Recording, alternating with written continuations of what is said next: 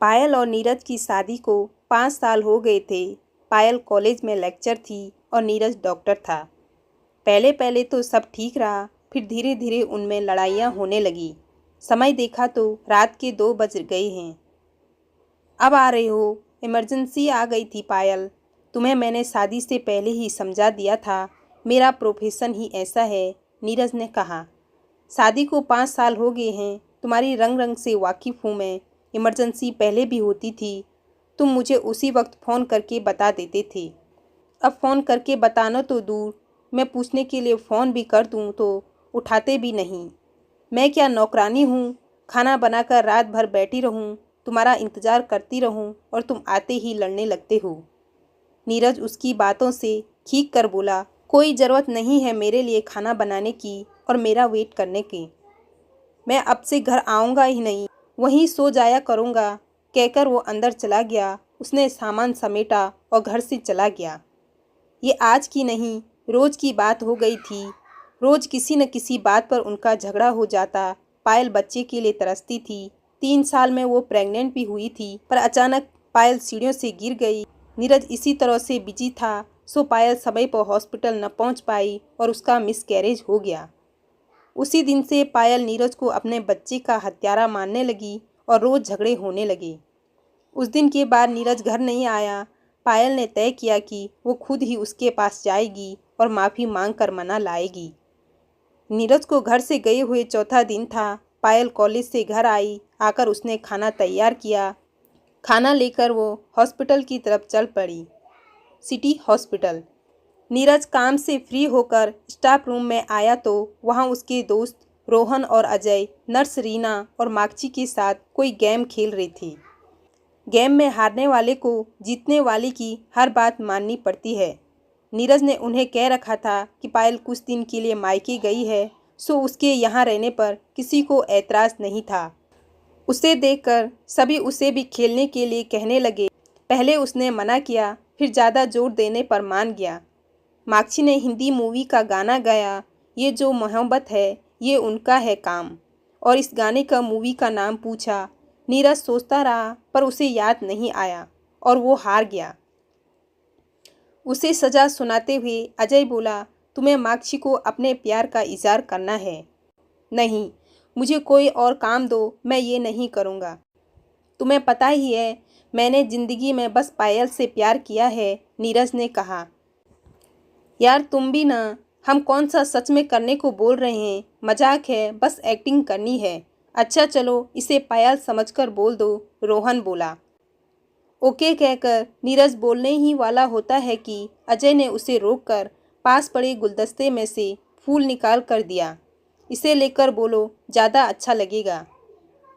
पायल मैं तुमसे बहुत प्यार करता हूँ, तुम्हारी बहुत याद आती है, मैं तुम्हारे बिना नहीं रह सकता, मुझे कबूल कर लो। नीरज हाथ का फूल माक्षी को देते हुए बोला। सब तालियां बजाने लगे। धड़ाम, कुछ गिरने की आवाज़ आई। सब पीछे मुड़े। पीछे पायल खड़ी थी। टिफ़िन नीचे गिरा पड़ा था और दूर दूर तक खाना बिखरा पड़ा था। उनके देखते देखते पायल तेज कदमों से वापस मुड़ गई। अजय उसे रोकने के लिए भागा, पर नीरज ने रोक दिया और बिखरे हुए खाने को देखकर बोला, अजय तुम रहने दो, मैं खुद बात करूँगा। पायल, पायल रुको, मेरी बात सुनो। नीरज उसके पीछे भागा पर उसे पायल कहीं नहीं दिखाई दी।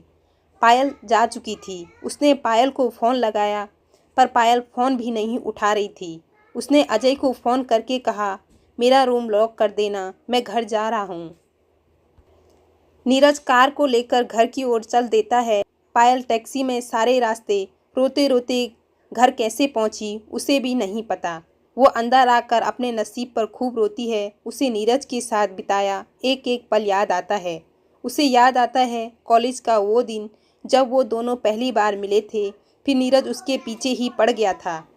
वो जहाँ भी जाती नीरज उसके पीछे वहीं पहुँच जाता। दोनों अलग अलग डिपार्टमेंट में पढ़ते थे, फिर भी नीरज मौका पाकर उसके कमरे में पहुँच जाता। उसे याद आ रहा था कि कैसे नीरज ने लंदन जाने से पहले उसे शादी के लिए प्रपोज किया था। उसी तरह आज वो किसी और को प्रपोज कर रहा है। ये याद आते ही पायल ज़ोर ज़ोर से रो पड़ी। तभी दरवाज़ा खुला और नीरज अंदर आया। पायल तुम मेरी बात सुनो, जैसा तुम समझ रही हो ऐसा कुछ नहीं है।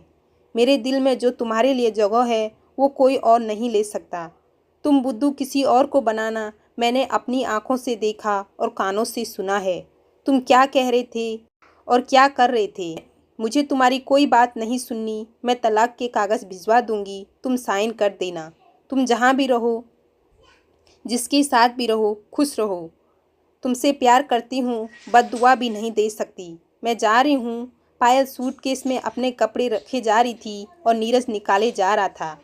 पायल, मैं तुम्हें नहीं जाने दूंगा। तुम मेरे साथ ऐसा नहीं कर सकती। नीरज की आंखों में पानी था। तुम्हें डॉक्टर नहीं एक्टर होना चाहिए था। तुम ये आंसू जाकर उसी अपनी मागछी को दिखाना।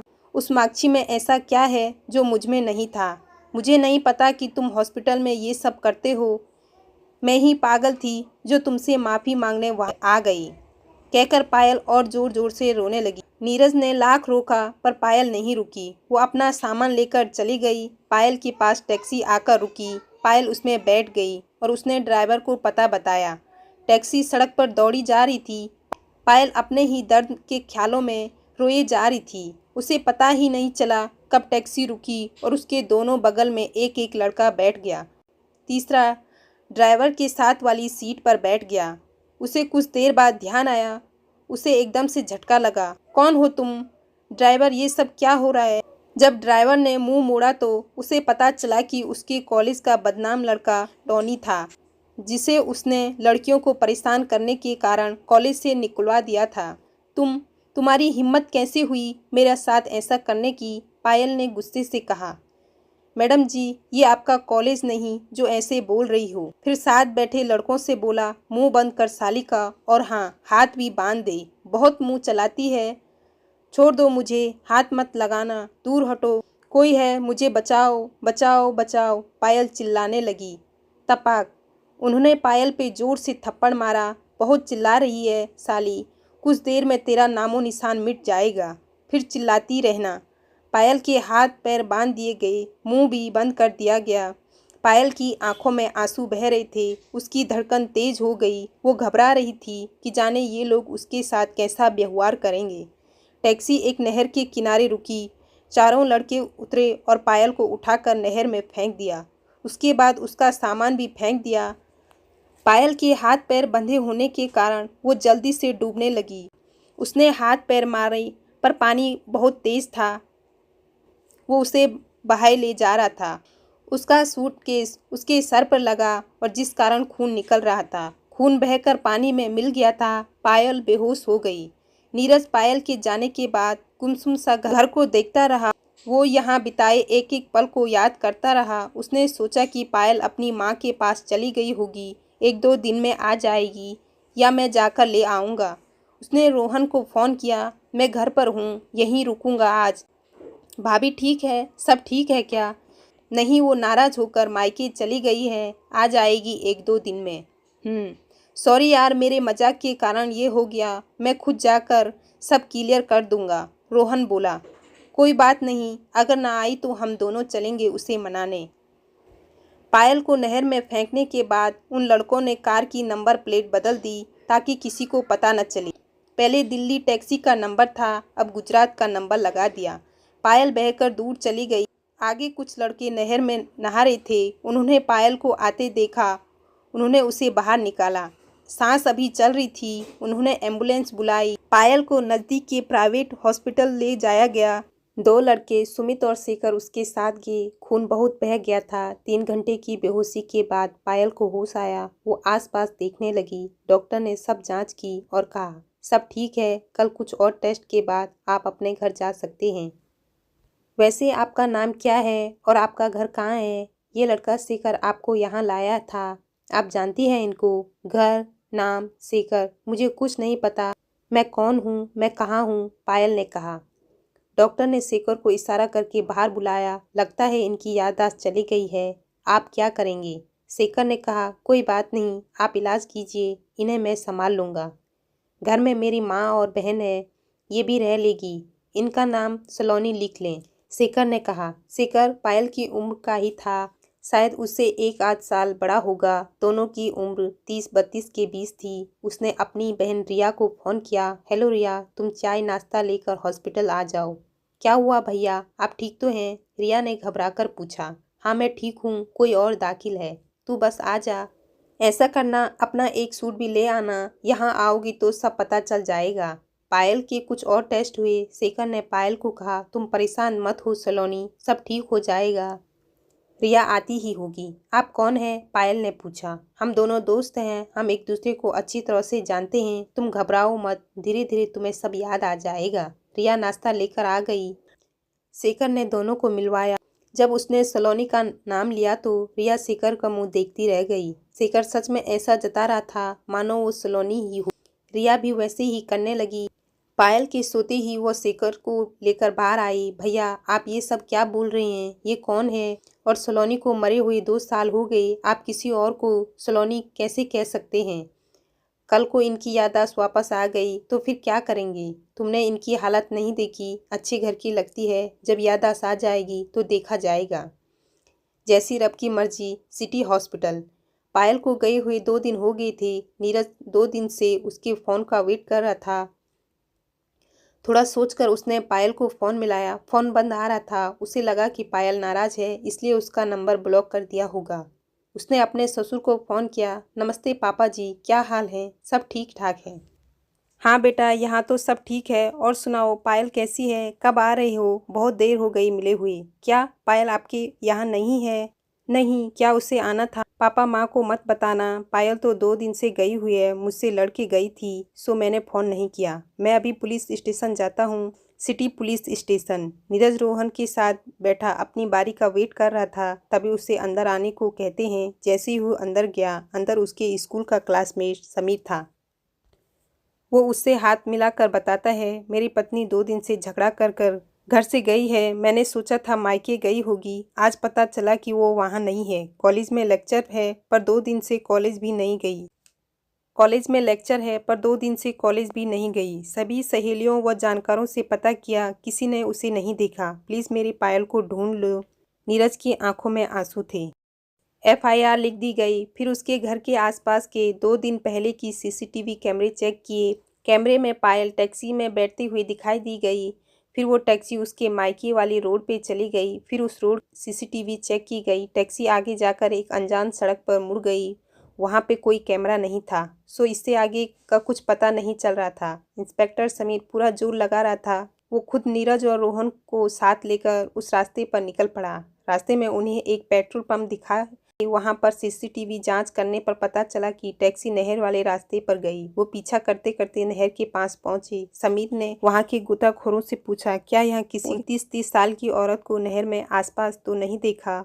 उसके पास लाल सूटकेस था। उन्होंने कहा, औरत को तो नहीं देखा, हाँ एक सूटकेस मिला था लाल रंग का, वो दफ्तर में जमा कर दिया गया है। सब दफ्तर पहुंचे। नीरज ने जब सूटकेस देखा, उसने भागकर उसे पकड़ लिया। हाँ यही पायल का सूटकेस है, इसे लेकर वो निकली थी घर से। समीर ने सूटकेस खोलने को कहा।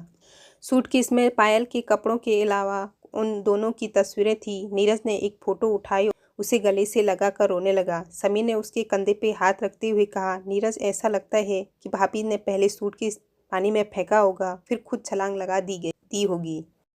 नहीं, ऐसा नहीं हो सकता, मेरी पायल ऐसा नहीं कर सकती। समीर, तुम्हें इंस्पेक्टर किसने बनाया? एक बात बताओ, अगर कोई मरना चाहता हो तो इस तरह अपने साथ जीने का सामान लेके जाता है क्या? उसे ये सोचता ही नहीं। तुम्हारी बात ठीक है, मगर ये भी है कि उसने पहले मायके जाने का सोचा होगा, मगर गुस्सा इतना था कि उसने मरना ही ठीक समझा। दिमाग खराब होते देर नहीं लगती है, समीर ने समझाया। नहीं, ये हो ही नहीं सकता, पायल ऐसा नहीं कर सकती। पहले वो टैक्सी ड्राइवर को ढूंढो, शायद वो ही कुछ बता सके। मेरा दिल कहता है पायल जिंदा है।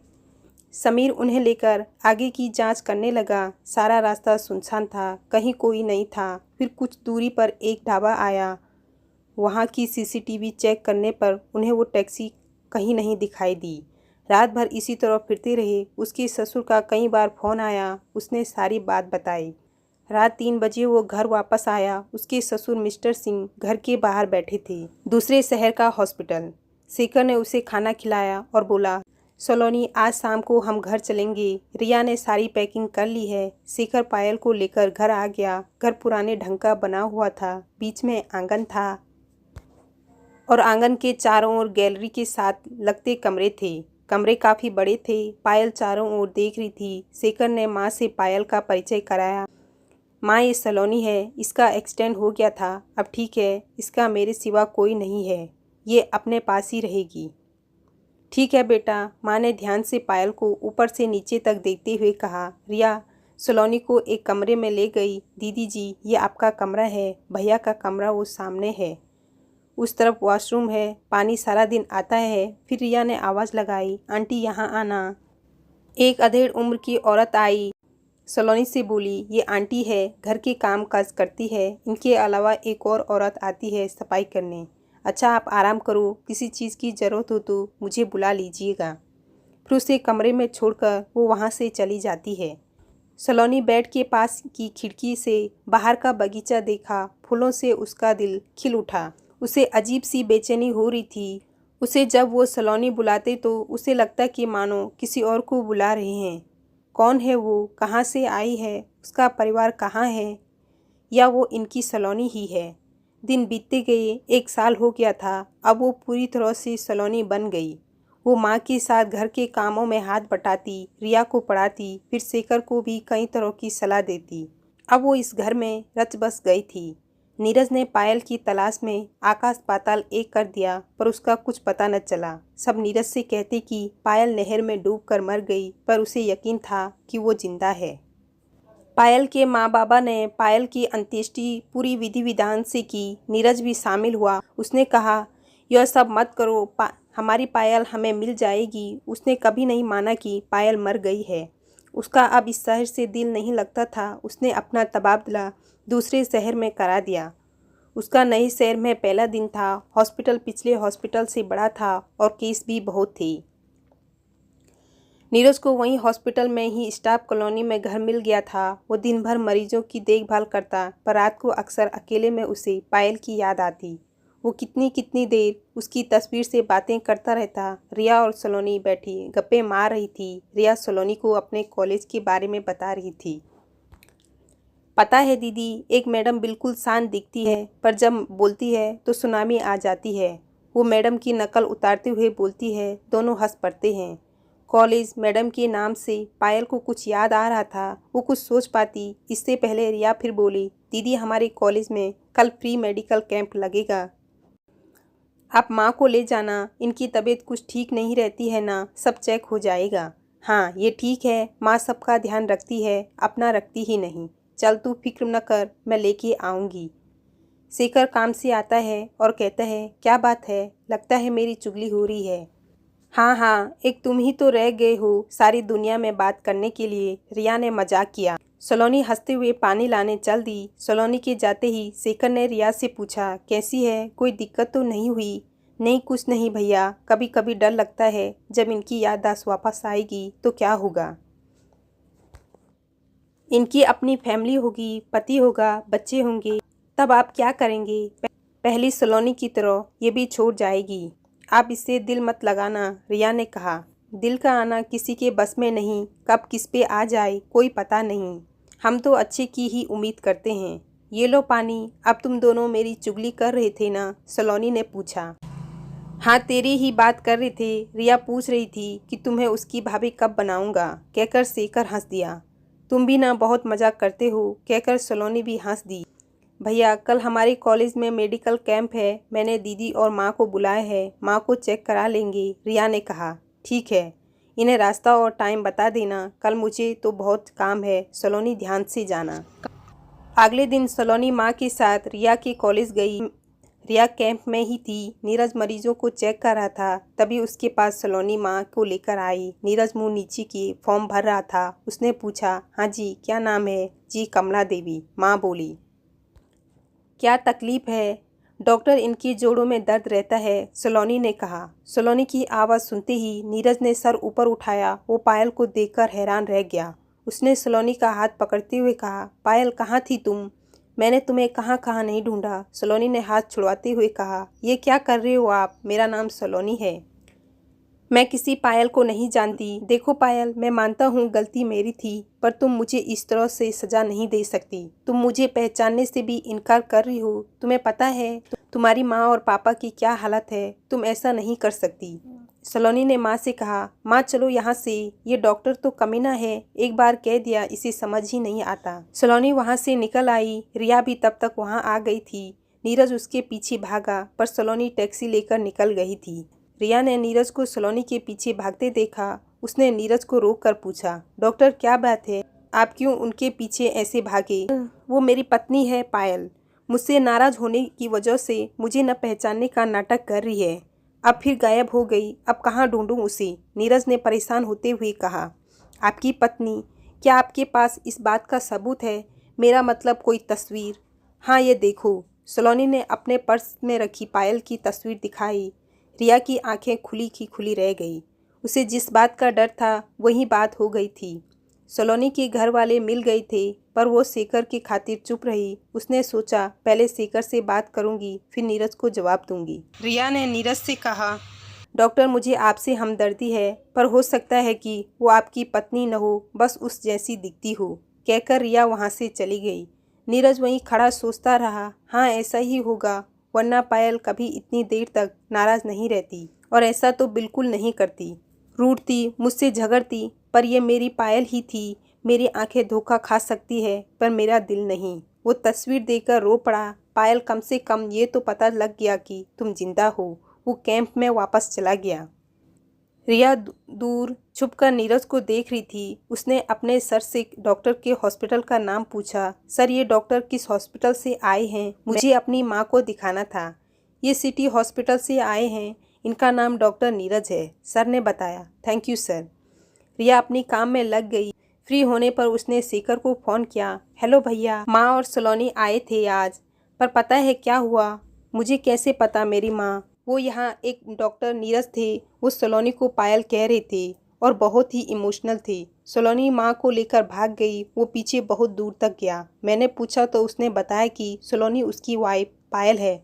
उसने मुझे फ़ोटो भी दिखाई। भैया अब हम क्या करेंगे? सच एक दिन तो ये होना ही था। तू चिंता मत कर, मैं कुछ करता हूँ। भगवान जो भी करते हैं अच्छे के लिए ही करते हैं।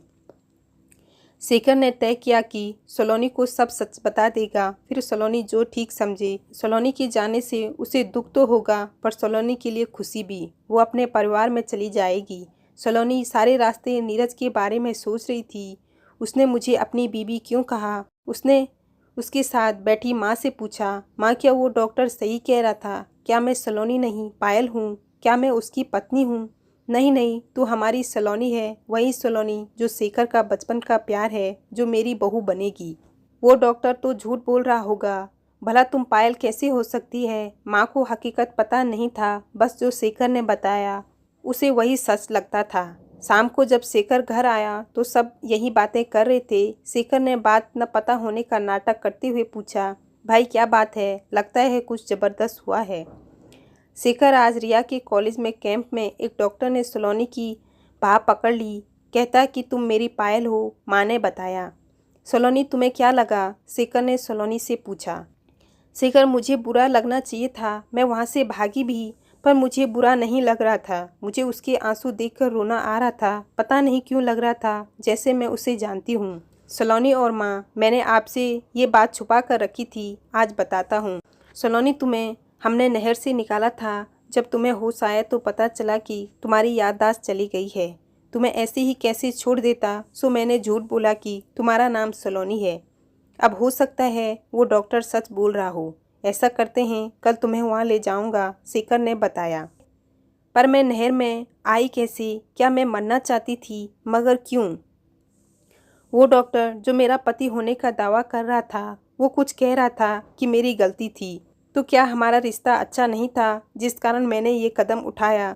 शेखर अगर ऐसा है तो मुझे उसके साथ नहीं जाना। तुम्हारी बात ठीक है, ऐसा करते हैं, मैं इसके पिछले हॉस्पिटल का पता लगाता हूँ, वहाँ जाकर पता करेंगे और तुम्हारी माँ बाबा का भी पता लग जाएगा। शेखर ने कहा, हाँ यही ठीक रहेगा। अगले दिन शेखर सिटी हॉस्पिटल जाकर नीरज के बारे में पता करने आया। उसने आकर सलोनी को बताया, वो दिल्ली के पास का रहने वाला है, यहाँ से 2 घंटे की दूरी पर है। कल शनिवार है, कल चलेंगे, शायद कुछ पता लग जाए। ठीक है। उस रात शेखर बालकोनी में घूमता रहा। उसे सलोनी के संग बिताए दिन याद आ रहे थे। वो अपने दिल का दर्द किसे दिखाए। वो अकेला रो रहा था। उसे पता था कि सलोनी के घर वाले उसे रख लेंगे। माँ को भी उसके टहलने के कारण नींद नहीं आ रही थी। उसे पता था कि उसका बेटा सलोनी को कितना चाहता है। उसने देखा था जब सलोनी बेहोश पड़ी थी तब ये कितना बेचैन था। इसने कितने दिन खाना नहीं खाया, पर माँ उसके पास नहीं जाना चाहती थी जिससे वो कमज़ोर हो जाता। उधर रिया और सलोनी भी रात भर बातें करते रहे। रिया ने कहा, देखो दीदी, अगर कोई न पहचानता हो, मेरा मतलब आपके घर का कोई भी न मिले तो वापस आ जाना। ये तुम्हारा घर है। जानती हूँ। अगली सुबह सलोनी माँ और रिया से विदा लेकर शेखर के साथ अपने घर को चल दी। दोनों चुप थे। फिर शेखर ही बोला, देखो, ये कभी मत समझना कि तुम्हारा कोई नहीं है। जब भी तुम्हारा रोने का मन करे तो ये कंधा हमेशा तुम्हारे लिए मौजूद है। अपने पास नंबर लिख लेना। तुम्हारा पूरा परिवार है यहाँ। हाँ, अब ज़्यादा इमोशनल मत करो। रात में रिया भी यही सब बातें कर रही थी। मुझे पता है अगर कोई भी न हुआ तो तुम ज़रूर होंगे। वो हॉस्पिटल पहुँच गई। वहाँ वो जैसे ही नीरज के डिपार्टमेंट में पहुँचे, सबने पायल को पहचान लिया। सब उसे हैरानी से देख रही थी। अब 1 साल से गायब बंदा अचानक वापस आ जाए तो सब हैरान होंगे ही। रोहन सर्जरी कर रहा था। नर्स रीना उन्हें स्टाफ रूम में बिठा गई। तभी वहाँ नर्स मागची आ गई। मागची डॉक्टर नीरज को दिल ही दिल में चाहती थी। पायल के जाने के बाद उसे लगा था कि वो नीरज को पा लेगी, इसलिए उसने भी उसी शहर के लिए तबादला अप्लाई कर रखा था जहां नीरज गया था। पर आज पायल को देखकर उसके सारे अरमान मिट्टी में मिलते दिखे। पर उसे ये जानकर खुशी हुई कि पायल को कुछ भी याद नहीं है। उसने पायल से वहीं रुकने को कहा। डॉक्टर रोहन अभी आ जाएंगे, आप यहीं वेट कीजिएगा। वो जाने लगी तो शेखर ने रोका। आप डॉक्टर नीरज को जानती हैं? जी हाँ, हमने 4 साल साथ में काम किया है। कैसे नहीं जानती होंगी मैं उन्हें। मुझे तो उनकी एक एक बात पता है। मैं कुछ बोलूँगी तो मैडम नाराज़ हो जाएगी। अच्छा, मैं चलती हूँ, मेरी ड्यूटी का टाइम है। उसकी बातों ने दोनों को कुछ शक में डाल दिया। मागची ने बाहर जाकर अपनी बेस्ट फ्रेंड सिमी को फ़ोन करके बुलाया और उसे बताया कि पायल आई हुई है। उसने सिमी को अच्छी तरह से सिखा कर कहा, जैसे मैंने समझाया है वैसा ही करना। उन्हें पता नहीं लगना चाहिए कि तुम्हें मैंने भेजा है। नीरज को पाने का यही तरीका है। सिमी अंदर आई। अंदर शेखर और पायल को देखकर अदब से बोली, नमस्ते जी, आपको किससे मिलना है? हमें डॉक्टर रोहन से मिलना है। डॉक्टर नीरज के बारे में जानकारी चाहिए थी। आप जानती हैं डॉक्टर नीरज को? हाँ जी, बहुत ही नेक दिल के इंसान हैं, हमेशा हंसते रहते हैं। पर अचानक उनकी वाइफ को क्या हुआ? अक्सर झगड़ा रहता था दोनों में। हमें भी तब पता चला जब वो यहाँ स्टाफ रूम में कई कई दिन रहते थे। आपको अंदर की बात बताऊं, वो जो मागची है ना, मैंने सुना है उससे चक्कर था डॉक्टर का, तभी तो यहाँ रहते थे। झगड़े तो होने ही थे। मागची और वो सारे आम रहते थे। कहते हैं डॉक्टर ने यहाँ इसी रूम में मागची को प्रपोज किया था और उनकी वाइफ ने देख लिया और उसने उसी दिन नहर में कूदकर खुदकुशी कर ली। सलोनी और शेखर बैठे बैठे सुनते रहे। सलोनी को जिस बात का डर था वही हुआ। उसका पति धोखेबाज था। शेखर कुछ और सोच रहा था। उसने पूछा, अगर ऐसा था तो नीरज ने तबादला क्यों कराया? सब दिखावा है। पुलिस उसे तंग कर रही थी कि उसकी वजह से उसकी पत्नी मरी है और मौत का कारण ढूंढ रही थी, इसलिए तबादला करा दिया और पुलिस को कह दिया कि मेरी पत्नी के बिना दिल नहीं लगता, इसलिए यहाँ से जा रहा हूँ। ये लोग ऐसे ही होते हैं। अगर इंजाम साबित हो जाता तो उसका डॉक्टरी लाइसेंस रद्द हो जाता, कैरियर ख़त्म हो जाता। चलो, हमें क्या लेना, पर आप क्यों पूछ रहे थे? बस वैसे ही। सलोनी की आंखों में आंसू थे। शेखर ने चुप कराया। सलोनी, रो मत। तुम्हारे घर का पता पूछकर तुम्हारे माँ बाप के पास चलते हैं। तभी रोहन आ जाता है। अरे भाभी, आप कहाँ थी? नीरज ने आपको ढूंढने की पूरी कोशिश की। आपके बिना उसका बुरा हाल है। उसने हमें भी छोड़ दिया। मैं अभी नीरज को फ़ोन करता हूँ। देखिए, असल में इन्हें कुछ याद नहीं है। क्या आप इनके माँ बाप का पता बता सकते हैं? अच्छा, क्या इन्हें कुछ भी याद नहीं? भाभी, नीरज आपसे बहुत प्यार करते हैं। उसने ये कभी नहीं माना था कि आप इस दुनिया में नहीं है। जबकि आपके पेरेंट्स ने आपकी आत्मा की शांति के लिए सारी रस्में की, पर इसने कभी नहीं माना। फिर उसने कागज़ पर पता लिखा और उन्हें दे दिया। ये आपके घर का पता है। चलिए कैंटीन चलते हैं, कुछ चाय पानी हो जाए। नहीं थैंक यू, हमने अभी चाय पी ली है। अब हम चलते हैं, फिर मिलेंगे, सलोनी ने कहा। वो रोहन के बताए पते पर आए, बेल बजाई तो अंदर से 25 की उम्र की एक लड़की आई। दरवाज़ा खोलते ही जोर से चिल्लाई, माँ माँ। वो पायल से लिपट गई और रोने लगी। दीदी कहाँ थे आप?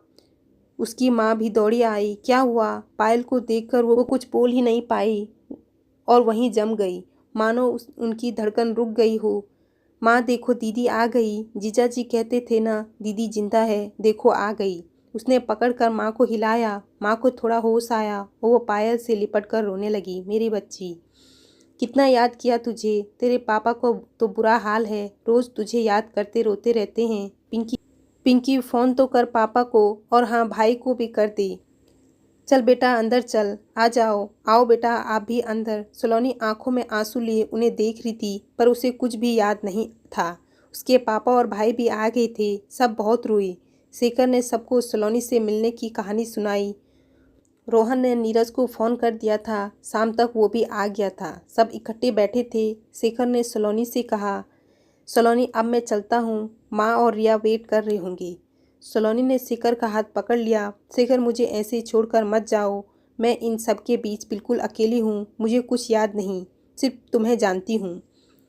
सबका मन दुखी हो गया। नीरज ने पायल के पास आकर कहा, पायल देखो ऐसा नहीं कहते, ये सब तुम्हें बहुत प्यार करते हैं, ये तुम्हारा अपना परिवार है, इन्हें जाने दो।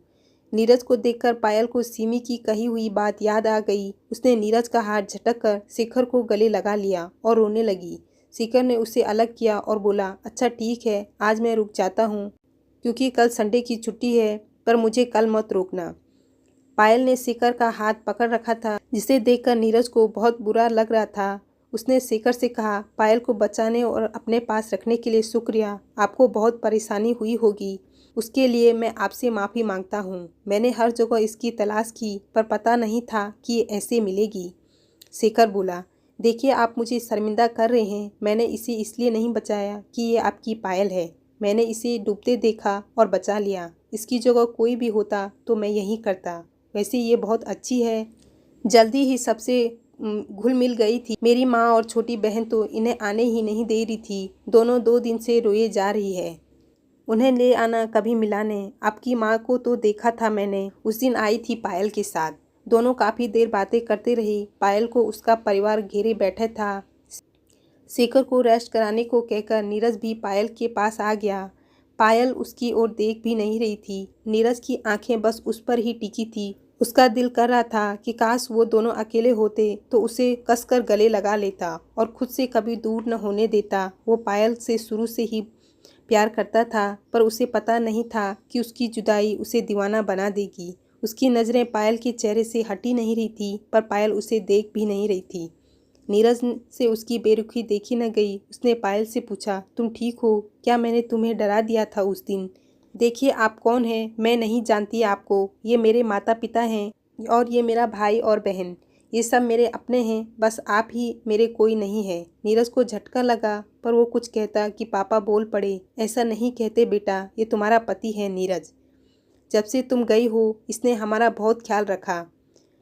चलो सब इन्हें आपस में बातें करने दो, हम शेखर के पास चलते हैं।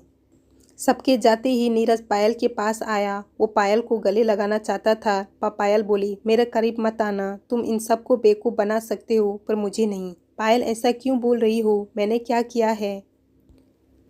तुमने इन्हें बताया क्यों नहीं कि हमारा झगड़ा हुआ था, जिस कारण से मैंने ये कदम उठाया था? मुझे हॉस्पिटल में किसी ने बताया था तुम्हारा अफेयर है किसी से। कैसी बातें कर रही हो तुम? किसने कहा ये सब तुमसे? मैंने सिर्फ तुमसे प्यार किया और करता रहूँगा। देखो हर पति पत्नी में झगड़ा होता है, हम में भी होते थे। यहाँ तक कि तुम्हारी सुसाइड करने की बात है, वो गलत है। मैं नहीं मानता तुम इतनी कमज़ोर नहीं थी, और कोई सुसाइड करने वाला अपने साथ अपनी शादी की तस्वीर नहीं रखता।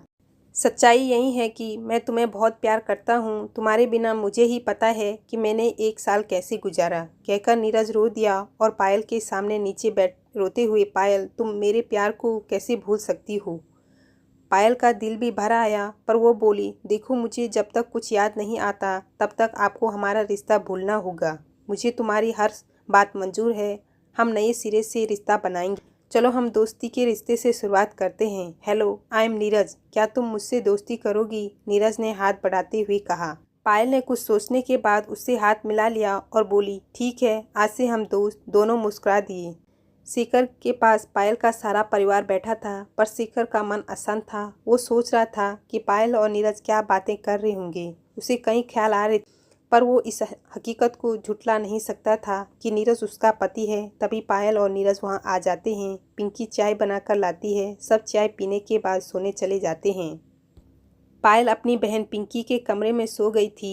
शेखर और नीरज पायल के भाई पंकज के कमरे में सोए थे। पिंकी ने पायल को बताया, दीदी पता है, जब तुम गुम हुई थी तो जीजा जी पागलों की तरह तुम्हें ढूंढते रहे। जिस दिन हमने तुम्हारी आत्मा की शांति के लिए पूजा रखवाई तो वो पिताजी से बहुत लड़े। वो अंत तक नहीं माने कि तुम नहीं रही। सच्ची दीदी, बहुत प्यार करते हैं तुमसे। उसी प्यार की बदौलत तुम वापस आ गई। तुम बहुत बड़ी फैन हो अपनी जीजा की। तुम्हें पता, यहाँ आने से पहले मैं कितनी डर रही थी कि जाने कैसे लोग होंगे, कैसे बिहेव करेंगे। पर सच कहती हूँ, बहुत खुशी हुई तुम सबसे मिलकर।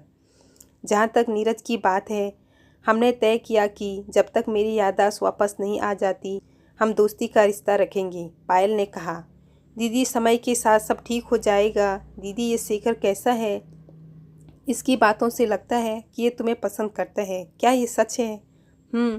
इसने कई बार कहा है, याददाश्त आने के बाद अगर तुम हाँ करो तो मैं तुमसे शादी करूँगा। पर मेरे मन में कभी उसके लिए ऐसा एहसास नहीं जागा। मुझे हमेशा लगता था कि मेरा दिल किसी और का है। मुझे पता है मेरी दीदी है ही इतनी सुंदर, हर कोई उस पर मर मिटता। और रही तुम्हारे एहसास की बात, तो जीजा जी के साथ तुम्हारा प्यार 8 साल का था। सब भूलने के बाद भी वो याद रह गया आपको। वो गाना है ना, हम भूल गए रे हर बात, मगर तेरा प्यार नहीं भूले। बहुत बातें आती है तुझे, बचपन से ऐसी ही है कि अब हो गई है। पायल ने हंसते हुए कहा, मैं ऐसी ही थी बचपन से, पर तुम्हारे जाने के कारण शांत हो गई थी। घर में अजीब सी शांति छाई रहती थी। लगता था मानो सभी अंदर ही अंदर तुम्हारे साथ मर गए। आज तेरे आने से फिर जिंदा हो गए हैं। माँ भी यहाँ हमारे साथ सोना चाहती थी, पर उन्हें तुम्हारे जाने के बाद दिल की बीमारी हो गई थी। सो ज़्यादा देर तक उन्हें जगी रहना उनके लिए ठीक नहीं है। सो मैंने उन्हें पापा के साथ सोने भेज दिया। एक बात बताओ, ये नीरज चरित्र का कैसा है? क्या इसका कोई अफेयर हो सकता है? दीदी, कोई और होता। यहाँ तक कि भैया के बारे में भी मैं गारंटी नहीं लेती, पर जीजा जी की पूरी गारंटी लेती हूँ। दीदी, तुमने ही बताया था कैसे कॉलेज में तुम्हारे चक्कर लगाया करते थे, फिर तुमसे शादी करने के लिए पापा का दिया हर काम पूरा किया। ऐसा बंदा किसी और की तरफ क्यों देखेगा? हाँ, तू एकदम सही कह रही है। बहुत रात हो गई है, चल अब सो जाते हैं। पायल ने पिंकी के गाल खींचती हुई कहा। उसे रिया की याद आ रही थी। नीरज और शेखर भी काफ़ी देर रात तक बातें करते रहे। नीरज पायल के वहाँ रहने के दौरान जो कुछ भी हुआ सब जानना चाहता था। शेखर ने सब बताया। नीरज ने कुछ हिचकिचाते हुए पूछा, क्या आप पायल को पसंद करते हैं? शेखर आश्चर्य से, हाँ मैं पसंद करता हूँ, पर आपकी पायल को नहीं, अपनी सलोनी को। पर सलोनी ने कभी मुझे इस नज़र से नहीं देखा। आपसे एक बात कहूँ, देखिए, हर शादी में झगड़े होते हैं, लेकिन झगड़े हद से बढ़ जाए तो रिजल्ट अच्छा नहीं होता। मुझे पता है कि आपकी शादी में भी कुछ ऐसा ही था जिस कारण इसने ये कदम उठाया। अगर आप दोनों खुश नहीं हैं तो तलाक ले लीजिए। आपको किसने कहा कि हम खुश नहीं थे? हाँ, कुछ बातों के कारण थोड़ी नाराज़गी थी, पर इतनी बड़ी बात नहीं थी कि वो ऐसा कर। आप मेरी पायल को जानते ही नहीं हो। वो कॉलेज में प्रोफेसर थी और जाने कितने मसले हल करती थी। उसके कॉलेज जाकर पता करना कभी कितनी स्ट्रांग थी वो। ऐसी लेडी सुसाइड नहीं कर सकती। ज़रूर कुछ हुआ था उसके साथ जो उसके होश आने पर ही पता चलेगा। पर क्या आप मुझे बता सकते हैं कि आपको ऐसा क्या पता चला कि जो आप मुझ पर किसी और से रिश्ता रखने की बात कर रहे हैं? पायल भी कुछ ऐसा ही कह रही थी। देखिए, ये आपके और सलोनी के बीच की बात है, वो खुद बता देगी। मैं तो बस यह कह रहा हूँ, वो अपना पास्ट भूल गई है तो तुम भी भूल जाओ और नई ज़िंदगी शुरू करो। थैंक यू, जो भी आपने मेरे लिए किया उसके लिए। मेरी ड्यूटी अभी आपके शहर में ही है, मिलते रहेंगे। हाँ ज़रूर। अगली सुबह शेखर नाश्ता करने के बाद पायल से बोला, अच्छा सलोनी, अब चलता हूँ, तुम अपना ध्यान रखना। मैं भी पागल हूँ, इतने लोग हैं यहाँ तुम्हारा ध्यान रखने के लिए। कभी टाइम निकाल कर मिलने आ जाना। ठीक है, तुम भी घर पहुंचकर फ़ोन कर देना, पायल बोली। शेखर नीरज के पास गया और धीरे से बोला, अगर मुझे पता चला कि ये खुश नहीं है तो मैं इसे ले जाऊंगा। सच कहता हूँ, इसलिए इसे खुश रखना। नीरज बोला, मैं तुम्हें मौका ही नहीं दूंगा। नीरज कुछ दिन पायल के घर में ही रुका, पायल के साथ काफ़ी समय बिताया, उसे हर उस जगह घुमाया जहाँ वो जाया करते थे। पर पायल को कुछ याद नहीं आया। वो पायल के साथ कॉलेज गई, पायल से मिलकर सब खुश हुए। नीरज ने किसी को बताया नहीं कि उसे कुछ याद नहीं है। वो उसे घर से सबकी तस्वीर दिखा कर लाया, सो उसे पहचानने में दिक्कत नहीं हुई और किसी को पता भी नहीं चला। बदकिस्मती से उसे टॉनी ने देख लिया। वो परेशान हो गया। अगर इसने पुलिस को सब बता दिया तो उसने अपने गुंडे दोस्तों को बुलाया और कहा मार देना। अगर बच गई तो हम में से कोई ही नहीं बचेगा। इतना कहकर वो 2 लोगों को वहाँ छोड़कर चला जाता है। पायल बहुत खुश थी। उसे लगा उसकी लाइफ बहुत खुशनुमा थी, उसकी इतनी फ्रेंड्स थी। उसने महसूस किया कि नीरज उसे प्यार करता है, उसकी पसंद नापसंद सब जानता है। उसे अब नीरज अच्छा लगने लगा था। नीरज उसे घर छोड़कर रोहन से मिलने हॉस्पिटल गया। रोहन उसे देखते ही बोले, 2 दिन हो गए तुम्हें यहाँ आए और आप याद आ रही है मेरी। हाँ भाई, अब बीबी आ गई, दोस्त से क्या लेना, रोहन ने हंसते हुए कहा। यार तुझे कैसे भूल सकता हूँ यार, क्या उस दिन की सीसीटीवी फुटेज मिल सकती है जब पायल यहाँ आई थी और वो गलतफहमी हुई थी? होनी तो चाहिए। चलो कंट्रोल रूम में जाकर चेक करते हैं, रोहन बोला। दोनों नीचे कंट्रोल रूम में जाते हैं और उन्हें सीसीटीवी दिखाने के लिए कहते हैं। वो बोला, सर हमारा सिस्टम बहुत एडवांस है, इसमें कई सालों का रिकॉर्ड रखा जा सकता है। आप डेट बताइए, हम दिखा देते हैं। Doctor, staff room 3rd floor की पिछले साल 12 जून की रिकॉर्डिंग दिखाओ। सिक्योरिटी मैन जल्दी से रिकॉर्डिंग बैक करने लगा। तभी नीरज और पायल को 2 दिन पहले की फुटेज दिखी। उसने वो फुटेज दिखाने को कहा। वो ध्यान से देखने लगे। उस वक्त पायल और शेखर रोहन का वेट कर रहे थे तो माक्षी आए। फिर माक्षी के जाने के बाद सिमी आई। सिमी की बातें सुनकर रोहन और नीरज हैरान रह गए। उन्होंने ये वीडियो फ़ोन में सेंड कर लिया। उसके बाद साल पहले का वीडियो जिसमें रोहन माक्षी के साथ गेम खेल रहा था और फिर खेल खेल में नीरज को प्रपोज करने की सज़ा देते हैं, उसे भी अपने फ़ोन में सेंड कर लिया। वापसी में नीरज बोला, मुझे नहीं पता था कि सिमी ये सब बोलेगी। मुझे शेखर और पायल की बातों से लग तो रहा था कि कुछ बात है, पर पता नहीं थी कि ये बात होगी। समझ नहीं आता सिमी ऐसा क्यों करेगी। मैंने उसे कभी कुछ नहीं कहा, भला वो माक्षी से मेरे चक्कर की बात क्यों कर रही थी। हाँ, मैं भी हैरान हूँ। हॉस्पिटल के हर अफेयर का मुझे पता होता है, तेरा तो कभी नाम ही नहीं आया। और फिर सिमी तो माक्षी की बेस्ट फ्रेंड है। चलो सिमी से पूछते हैं। दोनों नर्स रूम के पास सिमी की ड्यूटी के बारे में पूछकर वहां गए। सिमी उन्हें देखकर घबरा गई और ड्यूटी का बहाना करके जाने लगी तो रोहन ने रोक लिया। इतनी जल्दी क्या है, हमें बस ये बता दो, तुमने पायल से जो भी कहा क्यों कहा। मैंने किसी से कुछ नहीं कहा। कौन पायल? मैं किसी को नहीं जानती, सिमी ने कहा। अच्छा, तो तुम डॉक्टर नीरज और माक्षी को तो जानती ही होगी, जब उनके अफेयर के बारे में जानती हो। कुछ हमें भी बताओ, हमें भी। अरे दोस्त के अफेयर का पता चले, रोहन ने कहा। मुझे किसी अफेयर के बारे में नहीं पता, आप मेरा टाइम खराब न करें। तब नीरज ने वीडियो ऑन कर दिया। आवाज़ सुनते ही सिमी घबरा गई, उसका रंग उड़ गया। वो सोच में पड़ गई। देखो हमारे पास सारा वीडियो है, हमें बताओ क्यों किया, नहीं तो तुम पर मानहानि का केस कर देंगे, फिर नौकरी भूल जाना, रोहन ने डराया। सिमी रोने लगी। नहीं, मैंने कुछ नहीं किया। मुझे माक्षी ने कहा था वो डॉक्टर नीरज को प्यार करती है। देखो तुम माक्षी को भी बता देना, अगर फिर ऐसी बात सुनी तो हमसे बुरा कोई नहीं होगा, रोहन बोला। वे दोनों फिर बाहर आ गए। नीरज बोला, मुझे सिमी और माक्षी से कोई फ़र्क नहीं पड़ता, सिर्फ पायल से मतलब है। मैं चलता हूँ, उसे समझाता हूँ। नीरज जल्दी से घर पहुँचकर पायल को सब बताना चाहता था। वो अभी आधे रास्ते में पहुँचा था कि फ़ोन बजने लगा। उसके हॉस्पिटल से फ़ोन था। हेलो, हाँ जी मैं बोल रहा हूँ। डॉक्टर, एक एक्सीडेंटल केस है, सर्जरी चल रही है, both legs have many fracture, वो आपको ही देखने पड़ेंगे। ओके मैं आता हूँ। नीरज ने कार उस तरफ मोड़ ली। नीरज ने कार अपने हॉस्पिटल शेखर के शहर मोड़ ली। पायल बैठी माँ से बातें कर रही थी। तभी पिंकी आई, बोली, दीदी चलो स्वीट चाट से चाट खाकर आते हैं। जब से तुम गए मैंने चाट खाना ही छोड़ दिया। अरे इसे कुछ देर तो मेरे पास बैठने दे, अब ये यही है तो फिर कभी खा लेना चाट, माँ ने कहा। अब यहीं है तो फिर कभी बात कर लेना, आज मेरा मूड है तो मैं आज ही खाऊंगी, पिंकी बोली। फिर दोनों तैयार होकर बाहर निकली। बाहर टोनी का आदमी जो निगरानी कर रहा था उसकी एक्टिवा के पीछे लग गया। बाजार पहुंचकर उसने टोनी को फ़ोन कर दिया।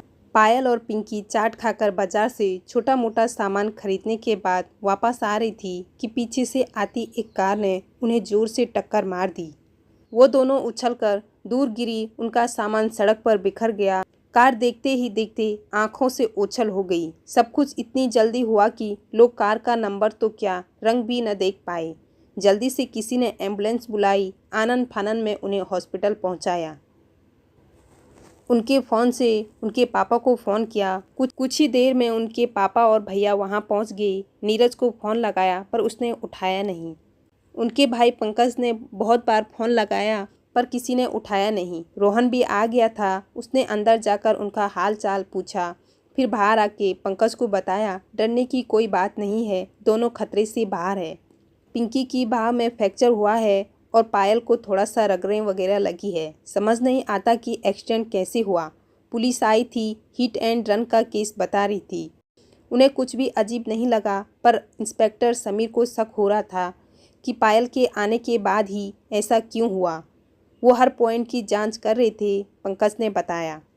नीरज को बताया, रोहन ने पूछा। फ़ोन किया था, उठाया नहीं जीजा जी ने, कहीं बिजी होंगे। अंकल आप चिंता न करें, सब ठीक हो जाएगा। मेरी नाइट की शिफ्ट है तो मैं इन दोनों को देखता रहूँगा, ज़रूरत पड़े तो कॉल कर लेना, रोहन कहकर चला गया। साहिल रात 8 बजे ऑपरेशन थिएटर से निकला। कपड़े बदलकर उसने फ़ोन उठाया तो पंकज और रोहन की 20 मिस कॉल देखकर घबरा गया। उसने पंकज को फ़ोन किया, हेलो छोटू, क्या हुआ? मैं सर्जरी कर रहा था, अभी आकर फ़ोन देखा। जीजा जी आप जल्दी आ जाइए, दीदी और पिंकी का एक्सीडेंट हो गया है, यहाँ सिटी हॉस्पिटल में है। क्या? अभी सुबह तो ठीक ठाक घर छोड़कर आया था उसे मैं। अच्छा चल मैं आता हूँ, नीरज ने अपने हॉस्पिटल में इन्फॉर्म किया और चल पड़ा। नीरज ने 2 घंटे का रास्ता 1 घंटे में तय किया। वो जल्दी से इमरजेंसी वार्ड पहुंचा। तब तक पिंकी और पायल को होश आ गया था। पायल को जब होश आया तो उसकी याददाश्त भी वापस आ गई थी। उसने आसपास देखा। हॉस्पिटल देखकर उसे कुछ याद आया। उसने नर्स को बुलाया, सिस्टर ये सिटी हॉस्पिटल है? हाँ आपको होश आ गया, मैं आपके घर वालों को बुलाती हूँ।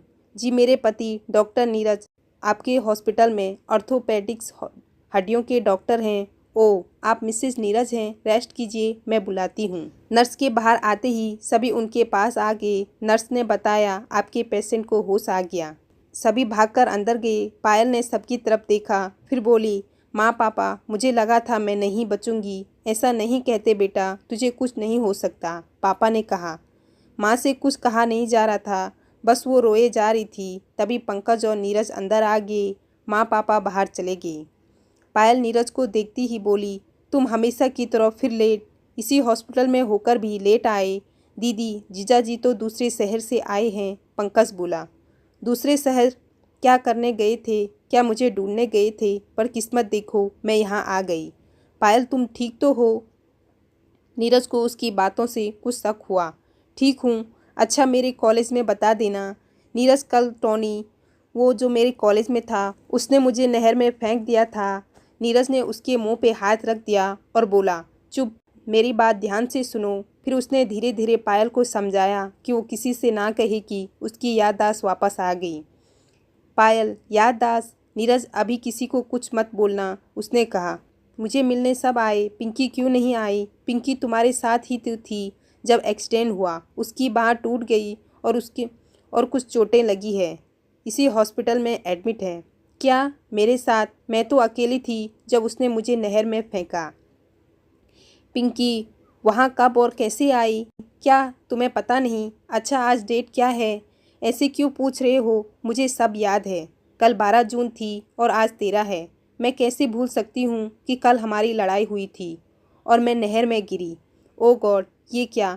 तुम्हें पता है 1 साल हो गया उस बात को और तुम साल भर से किसी और जगह रही थी। 4 दिन हुए थे तुम्हें यहाँ आए हुए। कल तुम पिंकी के साथ बाजार गई थी और तुम्हारा एक्सीडेंट हो गया, नीरज ने बताया। अब हैरान होने की बारी पायल की थी। उसका चेहरा पीला पड़ गया। उसे देख नीरज घबरा गया। उसका सिर सहलाते हुए बोला, छोड़ो इन सब बातों को, तुम रेस्ट करो, सब ठीक हो जाएगा। उसके सर सहलाने से पायल सो गई। नीरज ने कमरे से बाहर आकर समीर को फ़ोन किया और उसे आने को कहा। समीर जल्द ही वहां आ गया। नीरज ने उसे बताया पायल को होश आ गया है, पर वो पिछले साल की सारी बातें भूल गई है। सो वो कल के एक्सीडेंट के बारे में कुछ नहीं जानती। हाँ, साल पहले के बारे में उसे सब याद आया है। तुम सब पूछ सकते हो। समीर ने पायल से सब जानकारी ली और नीरज से कहा, मुझे लगता है तुम जब कॉलेज गए थे तो उसने पायल को वहाँ देख लिया होगा। उसे पता नहीं होगा कि पायल की याददाश्त चली गई है, इसलिए दोबारा हमला किया। अब जैसा मैं कहता हूँ वैसा करो, कहकर समीर ने नीरज के कान में कुछ कह दिया। फिर दोनों बाहर आकर ज़ोर ज़ोर से बातें करने लगे। इसकी याददाश्त तो वापस नहीं आई, पता नहीं कब आएगी। समीर के जाने के बाद नीरज ने समीर के कहे अनुसार पायल को कॉलेज उसकी फ्रेंड को फ़ोन किया। अनीता जी नमस्ते, आपसे बात करनी थी। क्या आप कल पायल के घर आ सकती है? हाँ जी, मैं कल आऊँगी। पिंकी और पायल को हॉस्पिटल से छुट्टी हो गई थी। वो घर आ गए थे। घर आने के बाद सबको पता चला कि इसको साल पहले की याद आ गई है, पर वो इस साल का सब भूल गई है। पायल खुद सोचती थी कि वो एक साल कैसे अपने घर से दूर रही। अगले दिन अनीता पायल से मिलने आई। नीरज ने उसे बताया, आपके कॉलेज का एक लड़का टॉनी, जिसकी रिपोर्ट पायल करने वाली थी, उसने अपनी दोस्तों के साथ मिलकर पायल को किडनैप कर नहर में फेंक दिया। बाद में बैग फेंका सो सर पर लगा, जिससे इसकी याददाश्त चली गई। उस दिन कॉलेज में उसने जब पायल को दोबारा देखा तो मौका देखकर फिर हमला कर दिया। आपसे हमें एक फेवर चाहिए था। आप कॉलेज में फैला दो कि पायल की साल पहले हुई एक्सीडेंट में याददाश्त चली गई है। वो किसी को नहीं पहचानती, इसीलिए वो अब कॉलेज नहीं आएगी। बात टॉनी के कानों तक पहुंचानी है। आप चिंता मत करो, मैं ऐसा कर दूंगी। उस टॉनी को तो सज़ा मिलनी चाहिए। फिर वो पायल से बात करती रही। शाम को अचानक नीरज को फ़ोन के वीडियो की याद आई तो वो पायल के पास गया। पायल, तुम्हें कुछ दिखाना है, ध्यान से देखो, कहकर उसने उस दिन का वीडियो दिखाया। पायल ने वीडियो देखा तो नीरज से बोली, नीरज आई एम सॉरी, अगर मैंने उस दिन तुम्हारी बात सुन ली होती तो ये सब नहीं होता, कहकर वो नीरज को गले लगाकर रो पड़ी। नीरज का मन भी भर आया। उसने पायल को चुप कराया। अगले दिन नीरज पहले से ही तय फैसले के मुताबिक पायल को अपने साथ उस शहर में ले गया जहां उसकी ड्यूटी थी। क्योंकि इस शहर में पायल सेफ नहीं थी, नीरज ने पायल को बताया कि ये वो शहर है जहां तुम एक साल याददाश्त जाने के बाद रही। शेखर और उसका परिवार तुम्हें बहुत प्यार करते हैं, कभी ले चलूँगा तुम्हें उनसे मिलाने। इस दौरान मैंने कोई गलत तो नहीं किया? पायल ने डर कर पूछा। कैसी गलती? अच्छा, वो शेखर के बारे में? नहीं, शेखर बता रहा था कि बेशक वो तुम्हें चाहता था, पर तुमने कभी कोई इंटरेस्ट नहीं लिया, नीरज बोला। पायल ने लंबी सांस ली, जैसे उसके मन का बोझ उतर गया हो।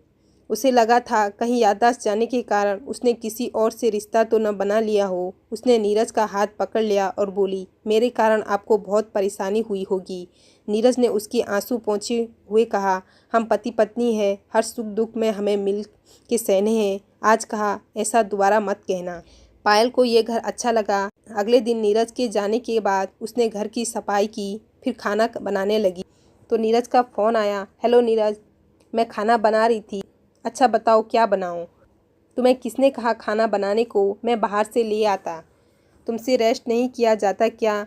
नहीं, जब तक काम पड़े हो तो आराम करने का मन ही नहीं करता। बाहर का खाना कितने दिन खाएंगे? कुछ नहीं, अब मैं ठीक हूँ, तुम चिंता न करो। ठीक है, ज़्यादा काम मत करना, मैं आता हूँ थोड़ी देर में।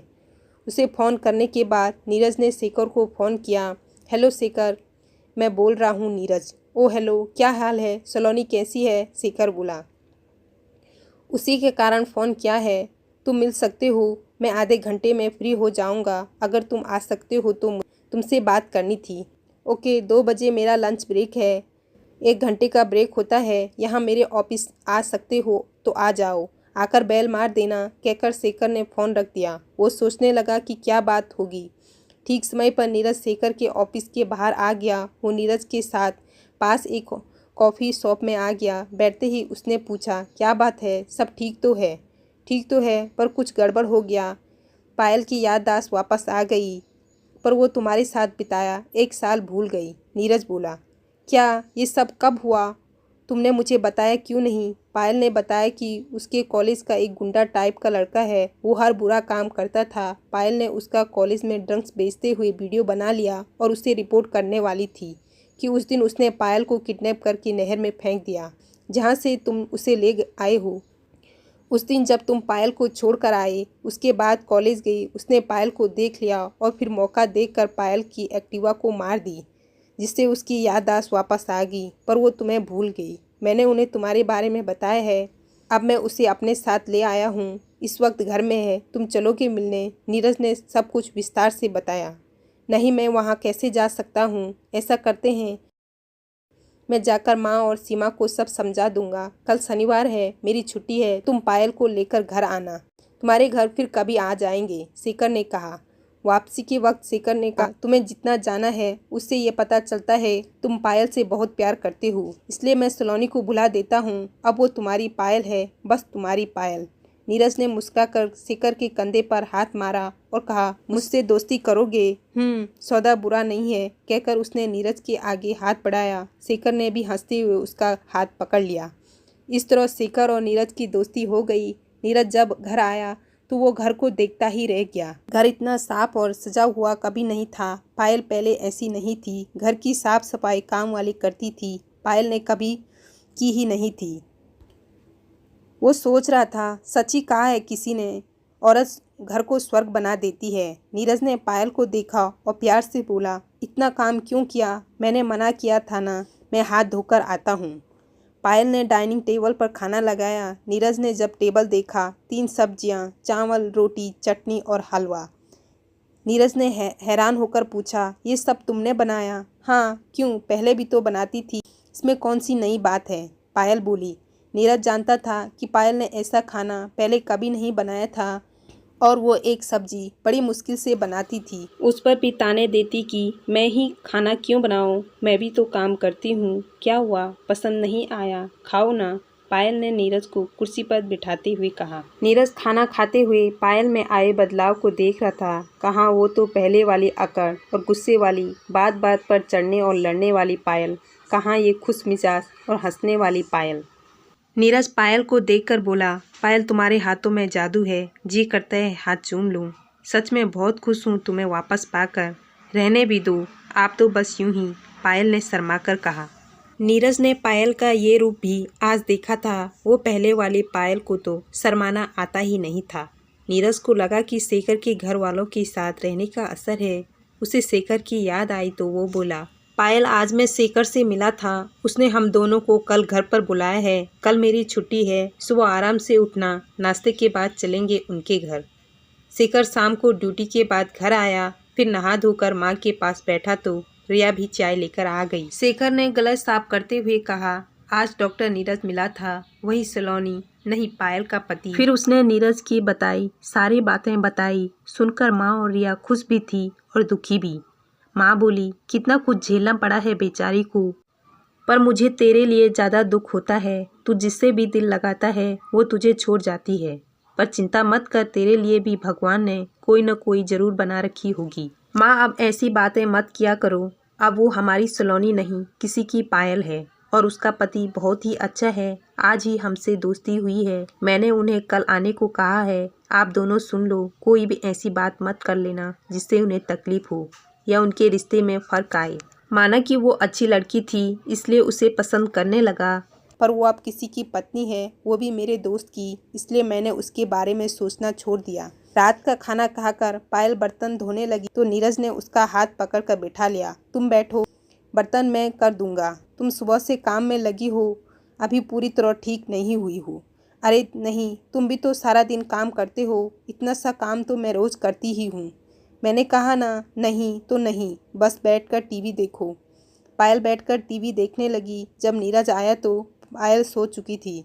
नीरज ने टीवी ऑफ किया और धीरे से जगाया। वो उठ गई। मैं सो गई थी क्या? हाँ, मैंने इसलिए जगाया कि तुमने अपनी दवाई नहीं ली। ये लो, पहले दवाई ले लो, फिर सो जाना। दवाई लेकर दोनों बेडरूम की ओर सोने चल दिए। सुबह जब नीरज उठा तो उसने देखा कि पायल ने सारी सफाई कर दी, नाश्ता भी तैयार कर दिया। नीरज जितना उसे देखता उतना ही उसका प्यार बढ़ता जाता। ये नहीं था कि नीरज पुराने ख्यालों का था या उसकी सोच बैकवर्ड थी।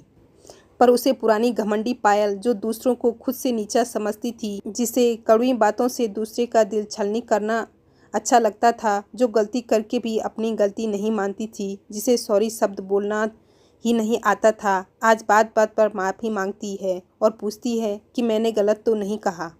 उठ गई आप? मैं तो बचा बचा कर काम कर रही थी, आपका दरवाज़ा भी बंद कर दिया था। आपने कहा था छुट्टी है। सॉरी अगर मेरी वजह से आपकी नींद खराब हुई तो। आगे से ऐसा नहीं होगा, पायल ने कहा। यार तुम ये बात बात पे सॉरी कहना छोड़ दो, मुझे तुम्हारी कोई बात बुरी नहीं लगती। मैंने तुम्हें छुट्टी के बारे में इसलिए बताया था कि तुम जल्दी न उठो, आराम कर सको। अच्छा मैं नहाकर आता हूँ, नीरज ने कहा। पायल के जाने के बाद नीरज फिर से अपने पुराने दिनों के बारे में सोचने लगा। उसे उस दिन का किस्सा याद आने लगा जब वो सारा दिन कहीं ऑपरेशन कर रात 3 बजे आकर सोया था। उस वक्त पायल सो रही थी। सुबह 5 बजे पायल ने उठते ही बर्तन गिराने शुरू कर दिए थे और जोर जोर से बोलने लगी कि ये घर है, कोई होटल नहीं, जब मर्जी आओ जब मर्जी जाओ, और पता नहीं क्या क्या।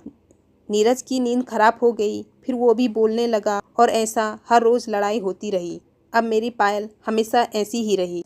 नीरज सोच रहा था कि गलतियां उसकी भी थी, उसने कभी पायल के अकेलेपन को समझा ही नहीं। शेखर के घर जाते हुए नीरज पायल को मार्केट ले गया। उसने शेखर, रिया और उसकी माँ के लिए गिफ्ट लिए।